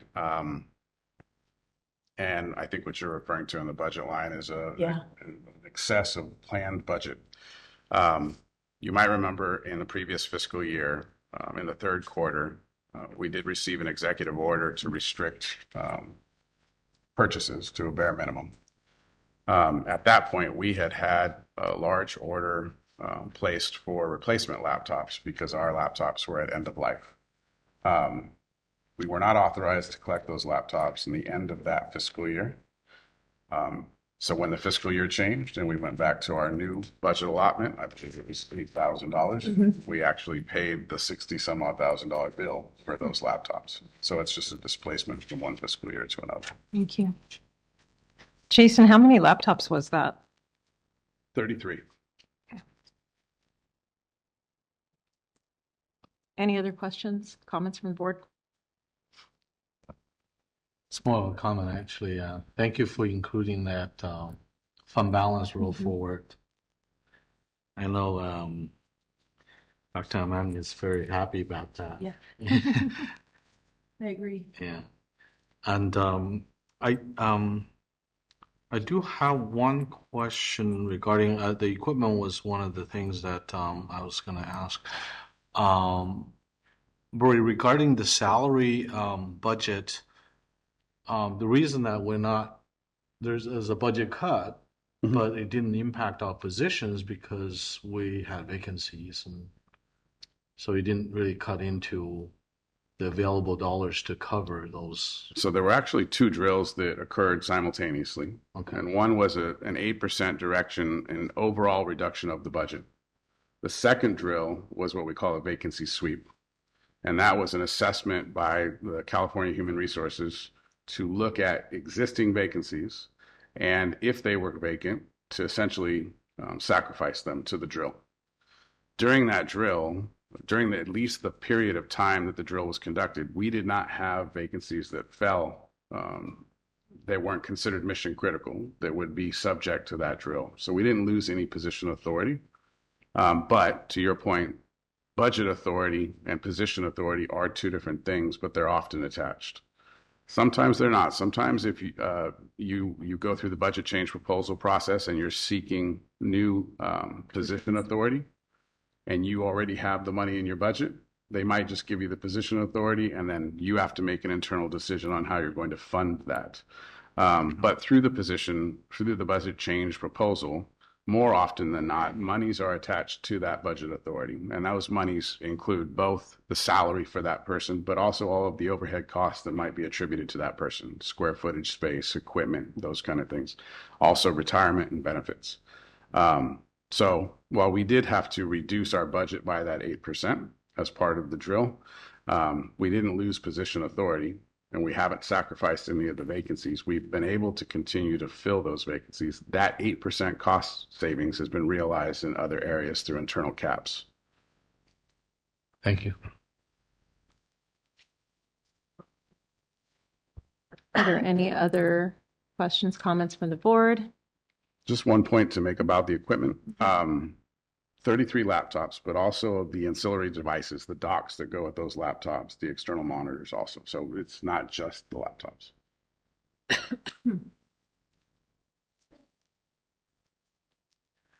Okay, any public comment on the administrative unit update?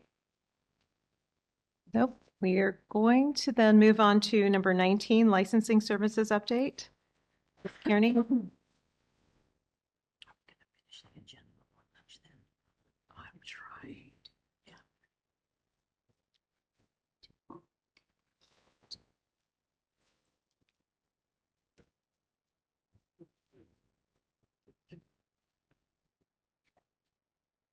Good morning, or good afternoon by this time. Bear with me just a moment here.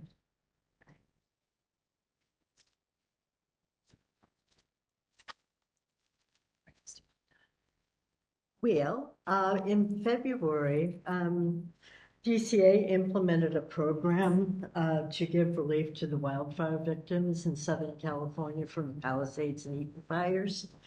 And what they were doing was eliminating renewal fees or delinquent fees for those whose licenses expired between January 1st of 25 and July 1st of 2025. We had a list of approximately 100 licensees from that area, and we contacted each of them both by phone and by email.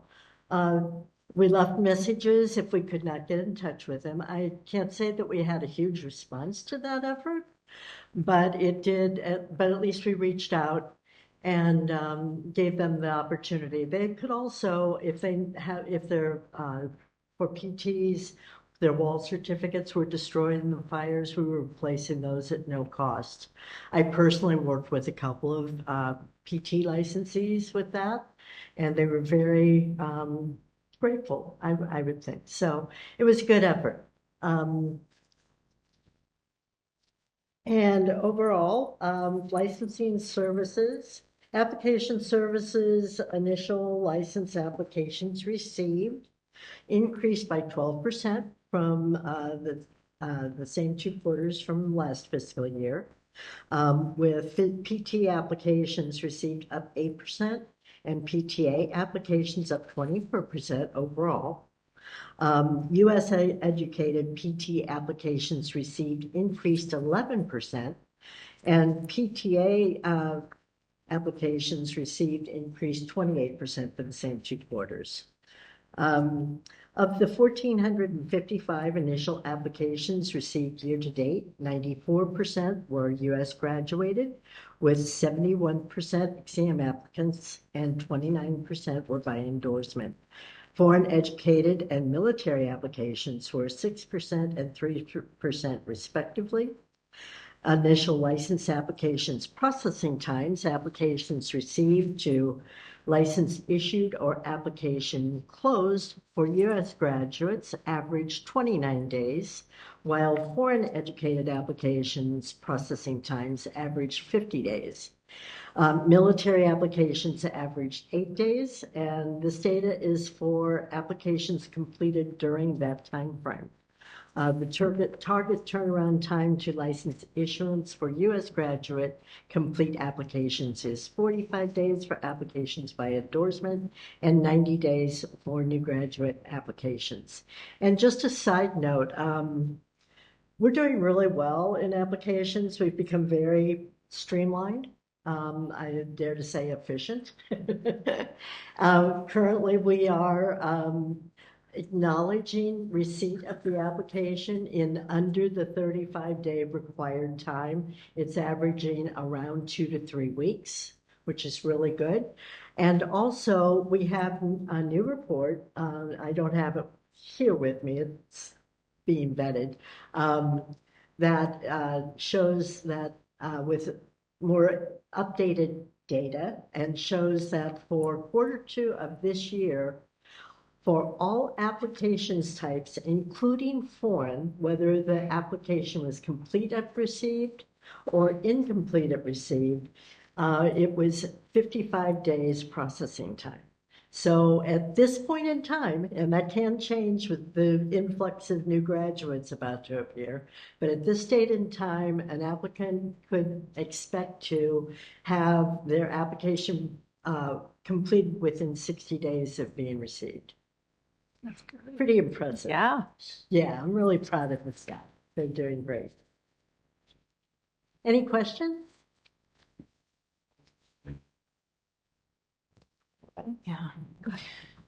Just for my own information, really, I suppose, and anyone else who's interested, you said something about 2 weeks to receive an application. Was that the correct?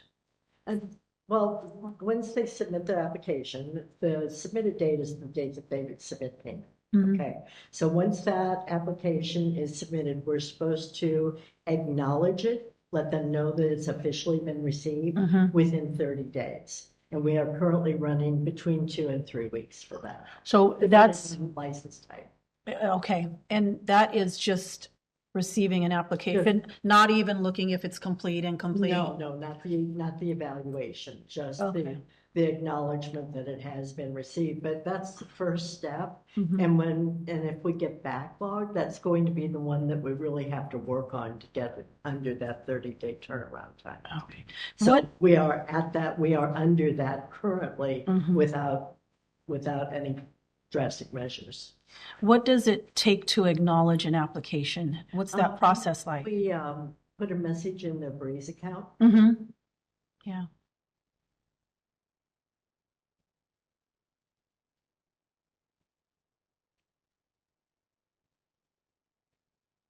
Any other questions or comments?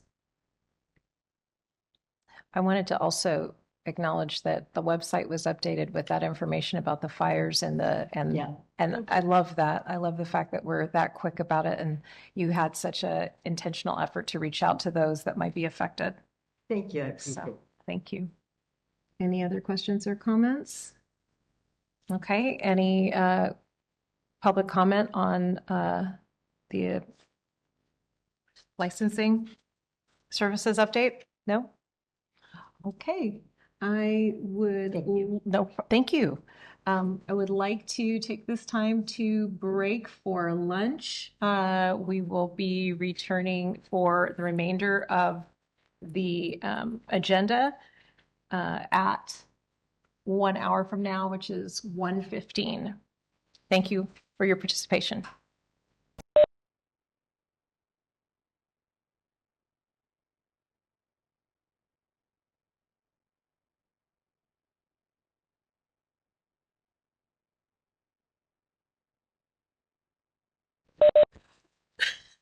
Okay, welcome back to the Physical Therapy Board of California board meeting in Stockton, California, day 2.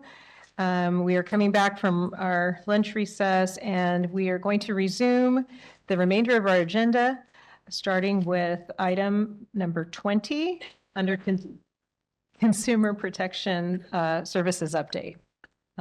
Ms. Phelps.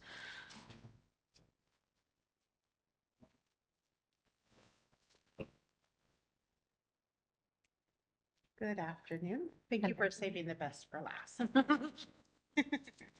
My name is Carol Phelps. I'm the manager of the enforcement unit, also known as the Consumer Protection Services Unit, or CPS for short. In Q2, the CPS unit filled its vacant analyst position and is fully staffed still in Q3.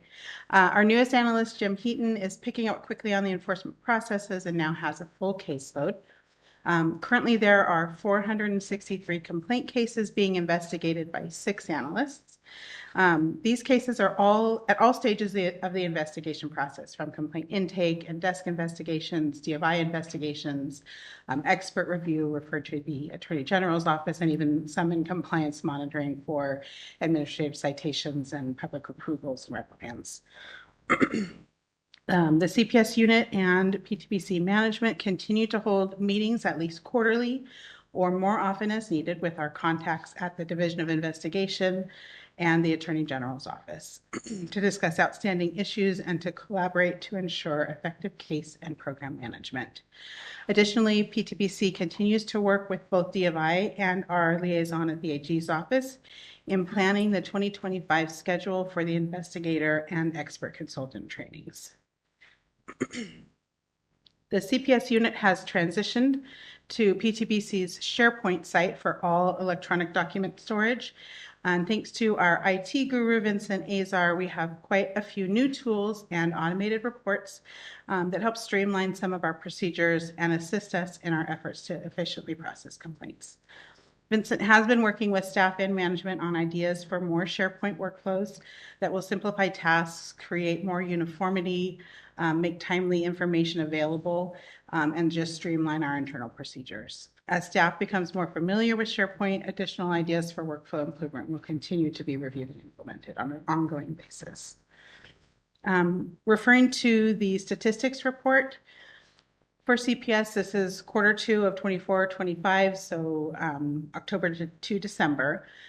Performance measure 1 for intake shows that we received a total of 134 cases this quarter, including 86 consumer complaints and 48 reports of arrest or conviction.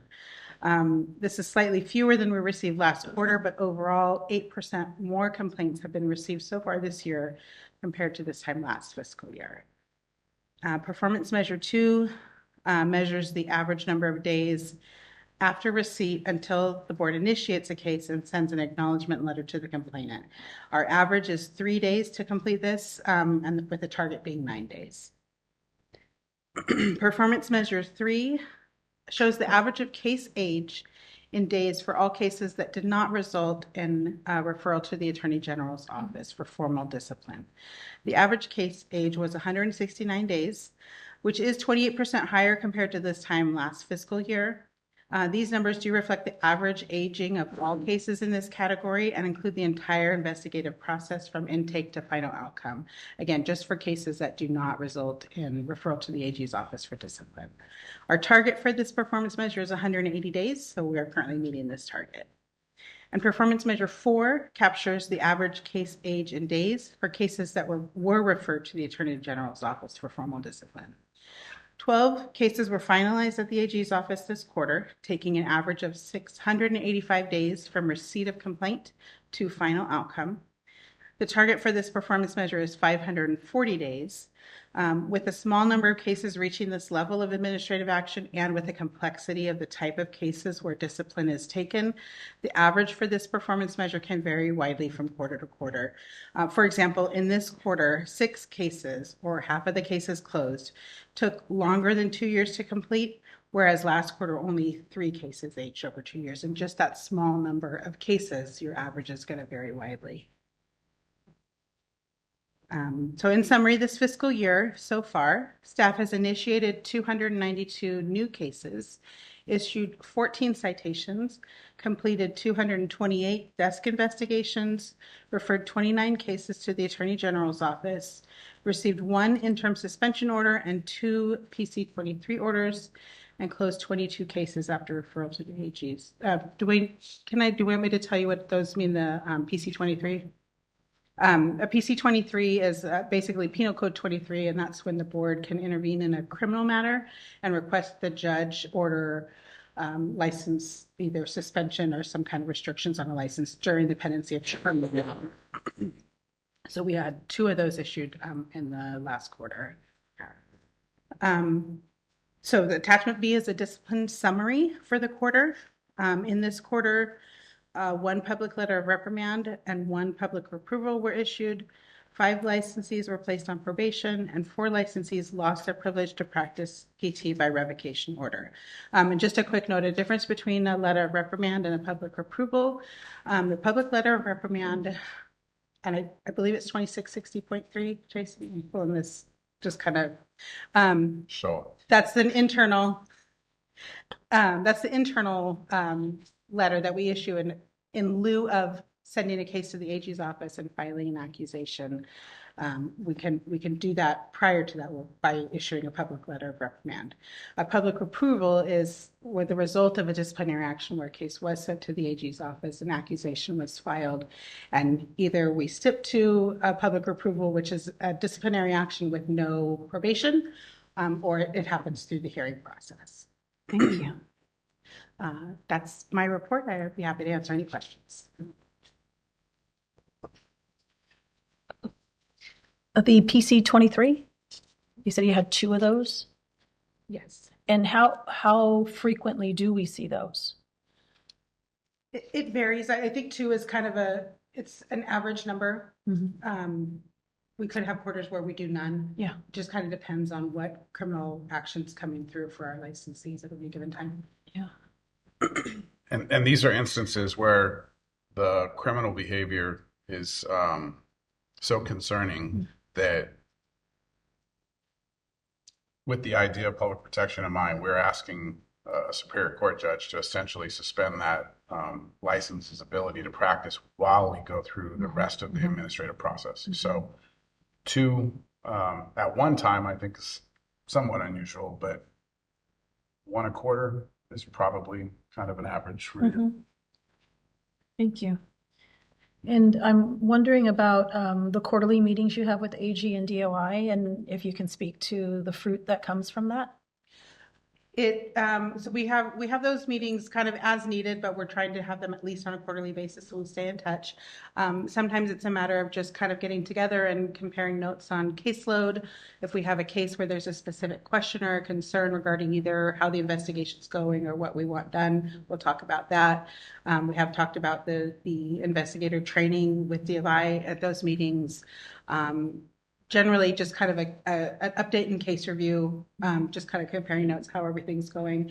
DOI will come to us with suggestions of our processes. Like one of the trainings they offered was how to submit an RFS, a request for service, and how to do that most efficiently.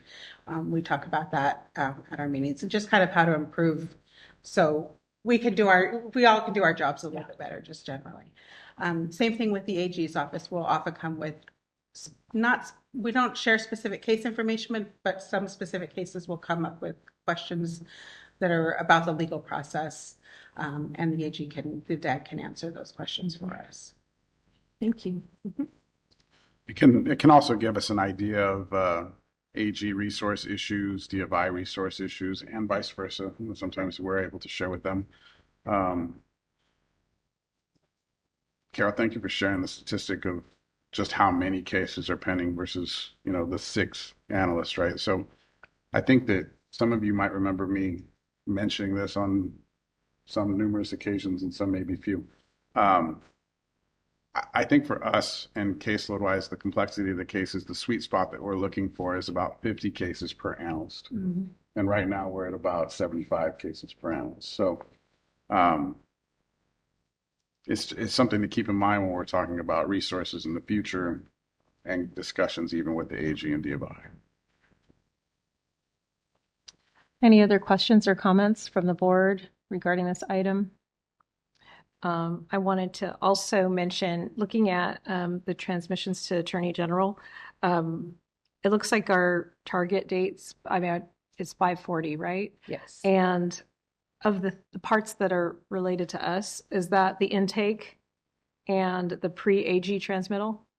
So the parts attributed to the board that are not attributed to the AG's office are intake, the PM4B, which is investigation only, and then the pre-AG transmittal. The intake is really just that 3-day period that it takes us from receipt to initiation.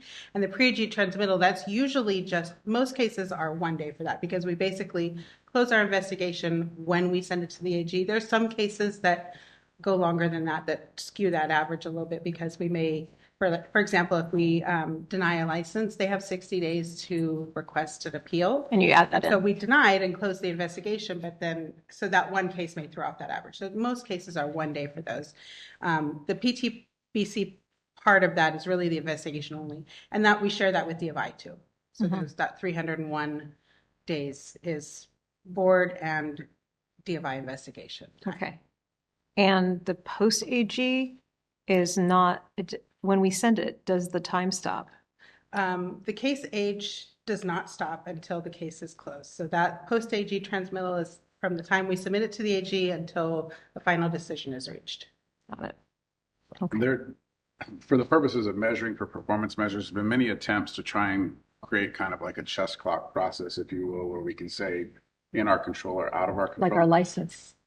If it were, well, similar to the application process, though, if it were that simple, right? So even once a case has been sent to the AG, you might receive feedback from the AG that further investigation is required. So that clock is still started with them.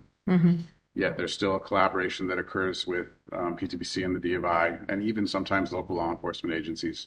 So the numbers they are worth what they're worth, right? There's a little bit more detail to them, which is why we try to break them down a little bit farther so you can see essentially what statistics might be skewing those averages. But in general, the time at the AG includes the time from the time the AG receives it to the time an accusation is filed. That's really on the AG. But from the time an accusation is filed until the time a final decision is reached, kind of everybody's involved in that process because you have to get OAH to schedule a hearing. You've got to get response from the respondent. You know, they've got to participate in that process. So there's a lot of back and forth during that time. And oftentimes you will schedule with OAH and automatically you're adding 6 months to even more than that to the time frame because right now in March they're scheduling hearings in August, September, you know, sometimes things like that. So there's a lot of variables in that last number. Yeah, even in scheduling the hearing, that could be further exacerbated by respondents asking for a continuance for cause or that kind of thing. So. Thank you. Any other questions, comments from the board? Okay, any public comment on this item? All right, thank you again. And we're going to be moving on to 21, probation monitoring services update by Mr. Merton.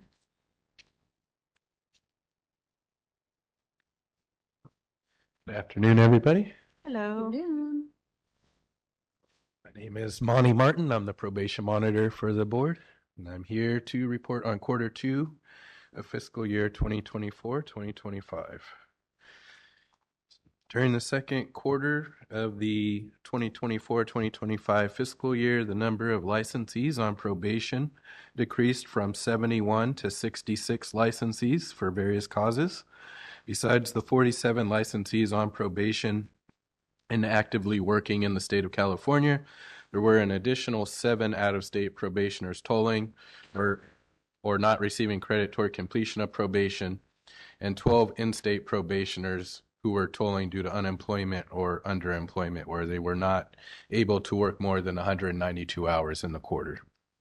5 licensees were placed on probation in the quarter, and 5 licensees completed probation. 3 licensees were revoked, and 1 licensee voluntarily surrendered their license to the board instead of facing possible disciplinary action.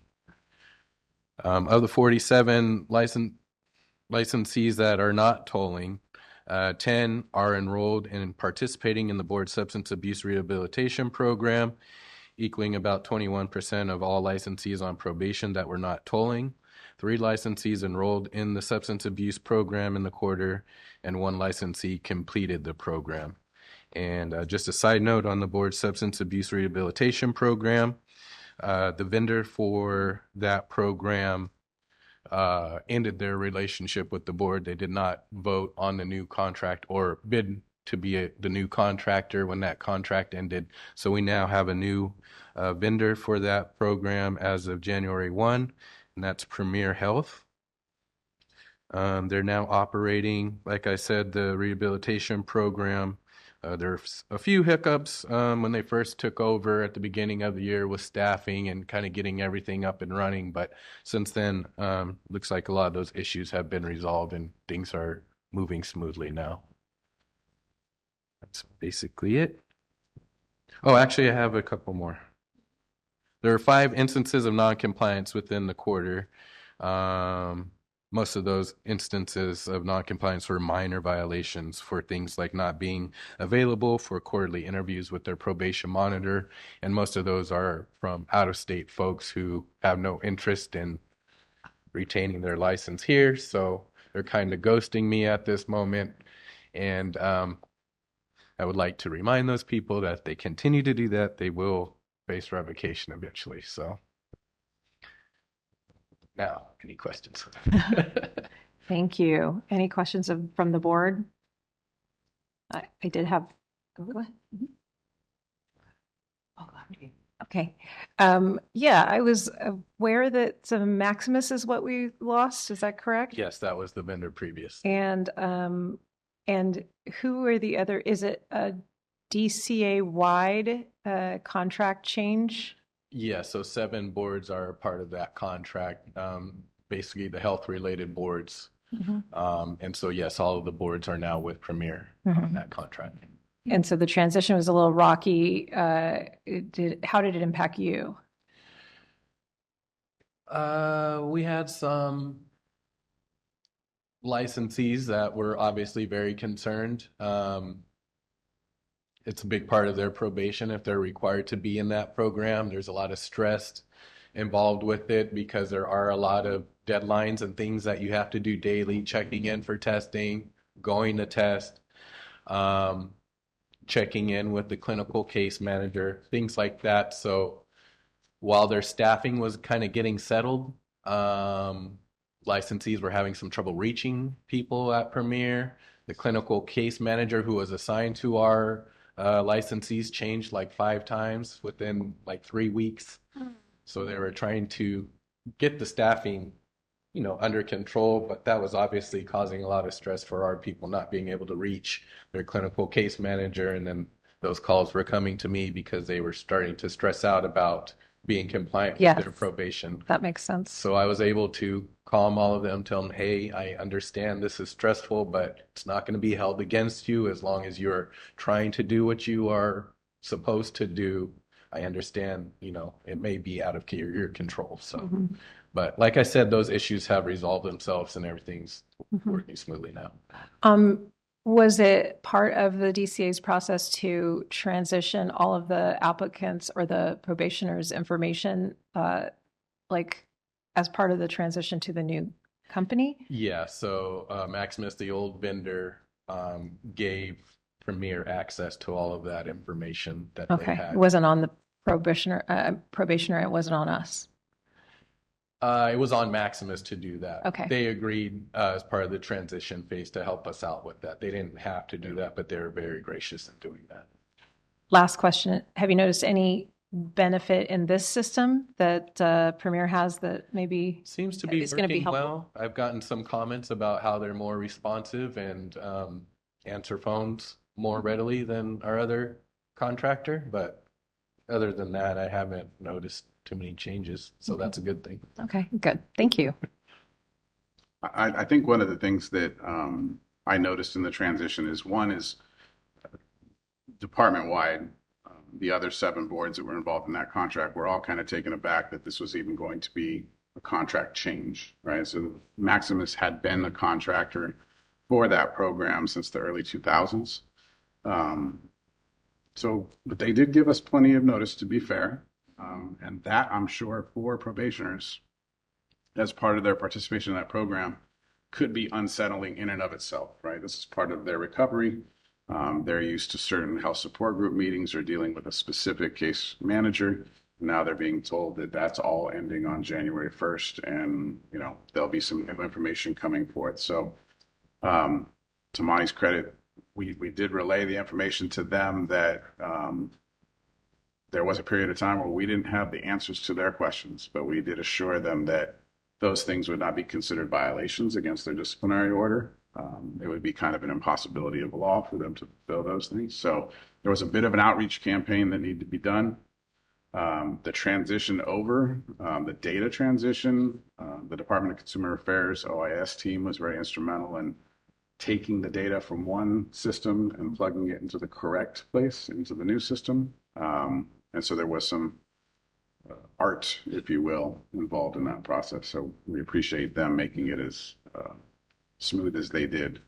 One of the other things that I think is kind of a benefit is the contract, because it was newly negotiated, was at a lower rate than previously with Maximus. Now, like most contracts, it will have cost increases built in yearly, but the probationers themselves got to realize a little bit of cost savings as a result of that. So, Any other questions or comments from the board? Thank you, Monty. The 12 who are tolling in state, Yes. I'm trying to find out if it is a real struggle for these probationers to find work. Yes, some of them are, how do I put it? Certain techniques that they've done in the past have made it more difficult, I would guess, for them to be hired. It really just depends on your term. So most of the people that aren't working can't find jobs, and most of the ones that can't find jobs say they can't find them because they can't find a supervisor who's willing to supervise them for their probation. A lot of people, when they're looking, a lot of PTs, when they're looking to hire people, are looking to hire a PT that can do evals and kind of work on their own. And if you're on probation and require supervision at least once per shift, it's not really worth it for that company to hire you and have two PTs there when one could be doing the job. So in cases like that, it can be difficult. It's just finding the right placement for the right licensee at the right time. Yeah. A lot of times it comes down to luck. I'm thinking, obviously, we're not trying to be punitive. We want these people to find work. We want them to complete their probation successfully. And I can think of different settings that would love to have an extra PT. So I was just trying to wrap my head around people not being able to find work, and it's not our job to help them, right? But I do get that question a lot. Can you help me? yeah, I have people in remote places that have a hard time if they're on probation. I know of one owner of a company who recently had a probation or complete probation asked me, if you know of any other people on probation, this was a good experience for me. Here's my contact info. Let them know that I'm here, which is helpful. Yeah. But if you're like in Bakersfield or something like that, it can be difficult to find jobs. Yeah, I don't doubt it. And especially if there are specific terms that, certain places can't meet, accommodate. But when you say Bakersfield, I'm thinking they need PTs. PTs are needed everywhere. And so, yeah. And so I'm not in any way insinuating that they're not trying to find work. I think their struggle is probably very real, but I do think that there are opportunities out there. But maybe there's just some assistance that's needed. I don't know. We've looked at this in magnification a couple of times throughout the years. I think if you remember, public member Carol Wallish had us kind of do a deep dive into this topic. And one of the things that, just to keep in mind is of those 12, the employment difficulties might be rooted in a number of different things, right? It might be they can't be employed in the settings that they particularly would like to be employed in. The employer's insurance or third-party payer agreement won't allow for their credentialing of their practice if they have somebody on probation in that practice. So that limits their ability. And really, even sometimes the detail in the disciplinary order, in the accusation, because of maybe the egregious nature of what got them in trouble in the first place, can be kind of the tiebreaker or the disqualifier for employment. When they have a choice between someone with discipline or without discipline, they're going to choose the person without discipline. So the numbers of 12, it's fluctuated over the years. But when you put it in the context of the 66 that were successful in finding employment and working, it gives you kind of an idea of just like the severity of the variance between the two. Yeah. I don't know if I should mention this, but one question I've been getting recently is about telehealth and people on probation doing telehealth. And so we're just trying to figure out how that might work with their terms. as well, and that may be able to help some people that are in kind of those areas where it's kind of harder to find a physical place to go work. Yeah, interesting. My last question is, when you meet with probationers, do you find that you are still making calls, doing virtual visits? Are you doing in-person visits? At this point, it's mostly virtual, unless we need to go out and see them personally. With just me being the probation monitor, I feel like that's the most efficient way I can at least talk and see everybody every quarter that way. If I'm traveling and, driving in the LA area, I might see 3-4 people a day. And half of my caseload is in Southern California. So I would have to be down there 2 weeks, to see all those people. So it makes it nice that I can cut that time in half basically and physically see everybody and talk to everybody. Thank you. Any other questions or comments? Jason, how and when can we find out about the possibility or how it's written into our probation regarding telehealth? Is that considered part of the independent practicing that oftentimes is restricted? So without any kind of language prohibiting the use of telehealth in the disciplinary order, the licensee would be able to exercise telehealth the same way any other licensee would be, right? So as a tool not meant to replace normal standards and practice. So currently there's really nothing prohibiting them from utilizing that tool. There may be instances in the future based on, say, the behaviors that led to the discipline where we might want to restrict something like that, but we haven't thus far. I think where it happens is it working with the other terms and conditions of probation. Supervisory.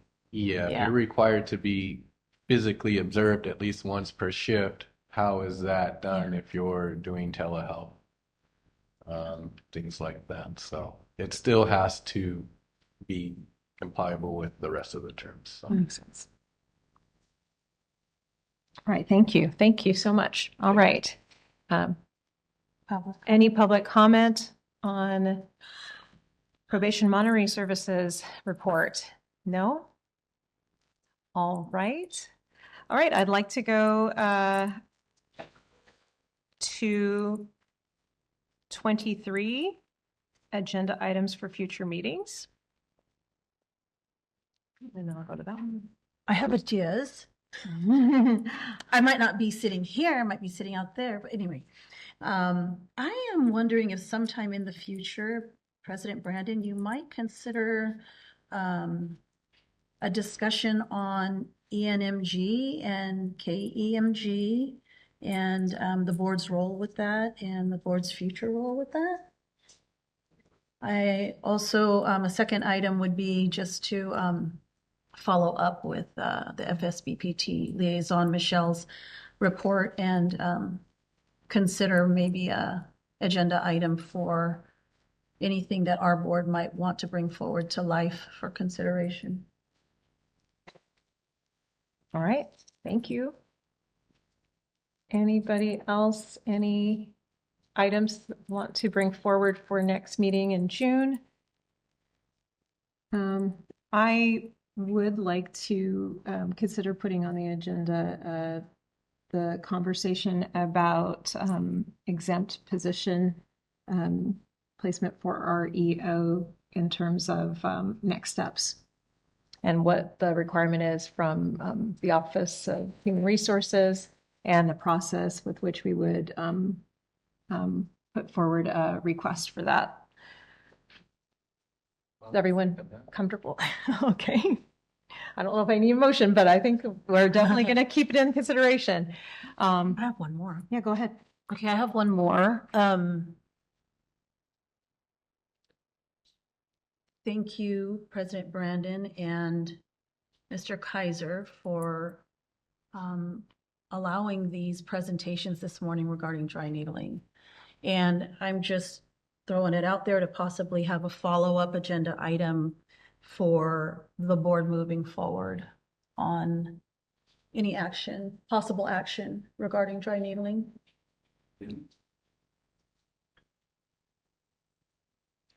All right, thank you. Anybody else, any more ideas for next future meetings?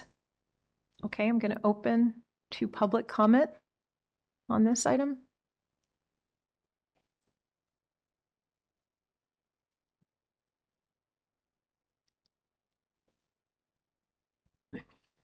Dr. Michelle Lau, and I just mentioned that I would like to request a presentation next meeting or in the future, if that you allow, to talking how we can work together with as a profession acupuncture.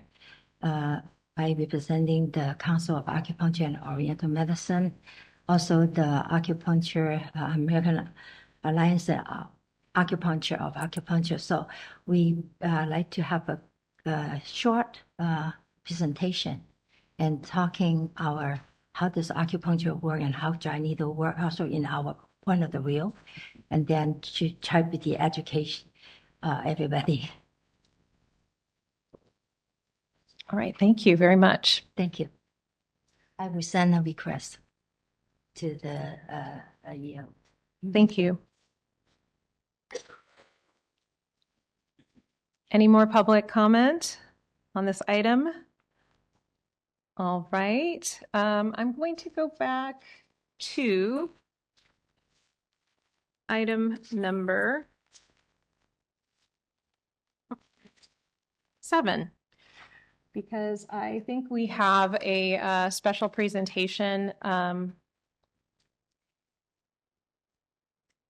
for one of our outgoing board members, a person that we usually talk about shoes to fill, but in this capacity, I think that it's really significant in terms of like hands, because when I think about servant leadership, I think about you. I think about how you're completely humbly willing to serve in any capacity that you can be useful, and able to speak to anybody on behalf of the things that you believe in and that you're passionate about. And your integrity is remarkable. And we are so going to be missing you on this side of the dais.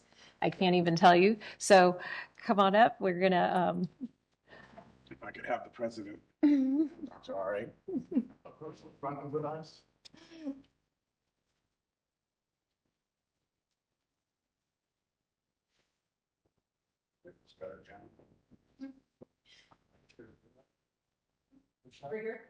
So. Okay.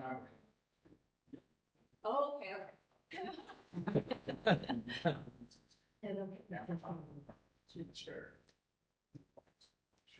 This resolution of the Director of the Department of Consumer Affairs. So, for the recognition of support. That is something impressive. Thank you. Thank you.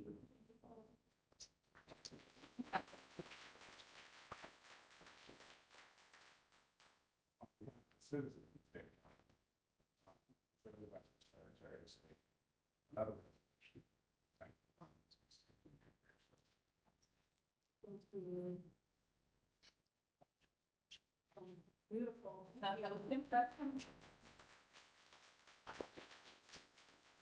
you, Dr. During the first one. Oh, this isn't the last you'll see. I'll be coming up to here for public comment. Yeah, thank you. Passing the baton. Yes.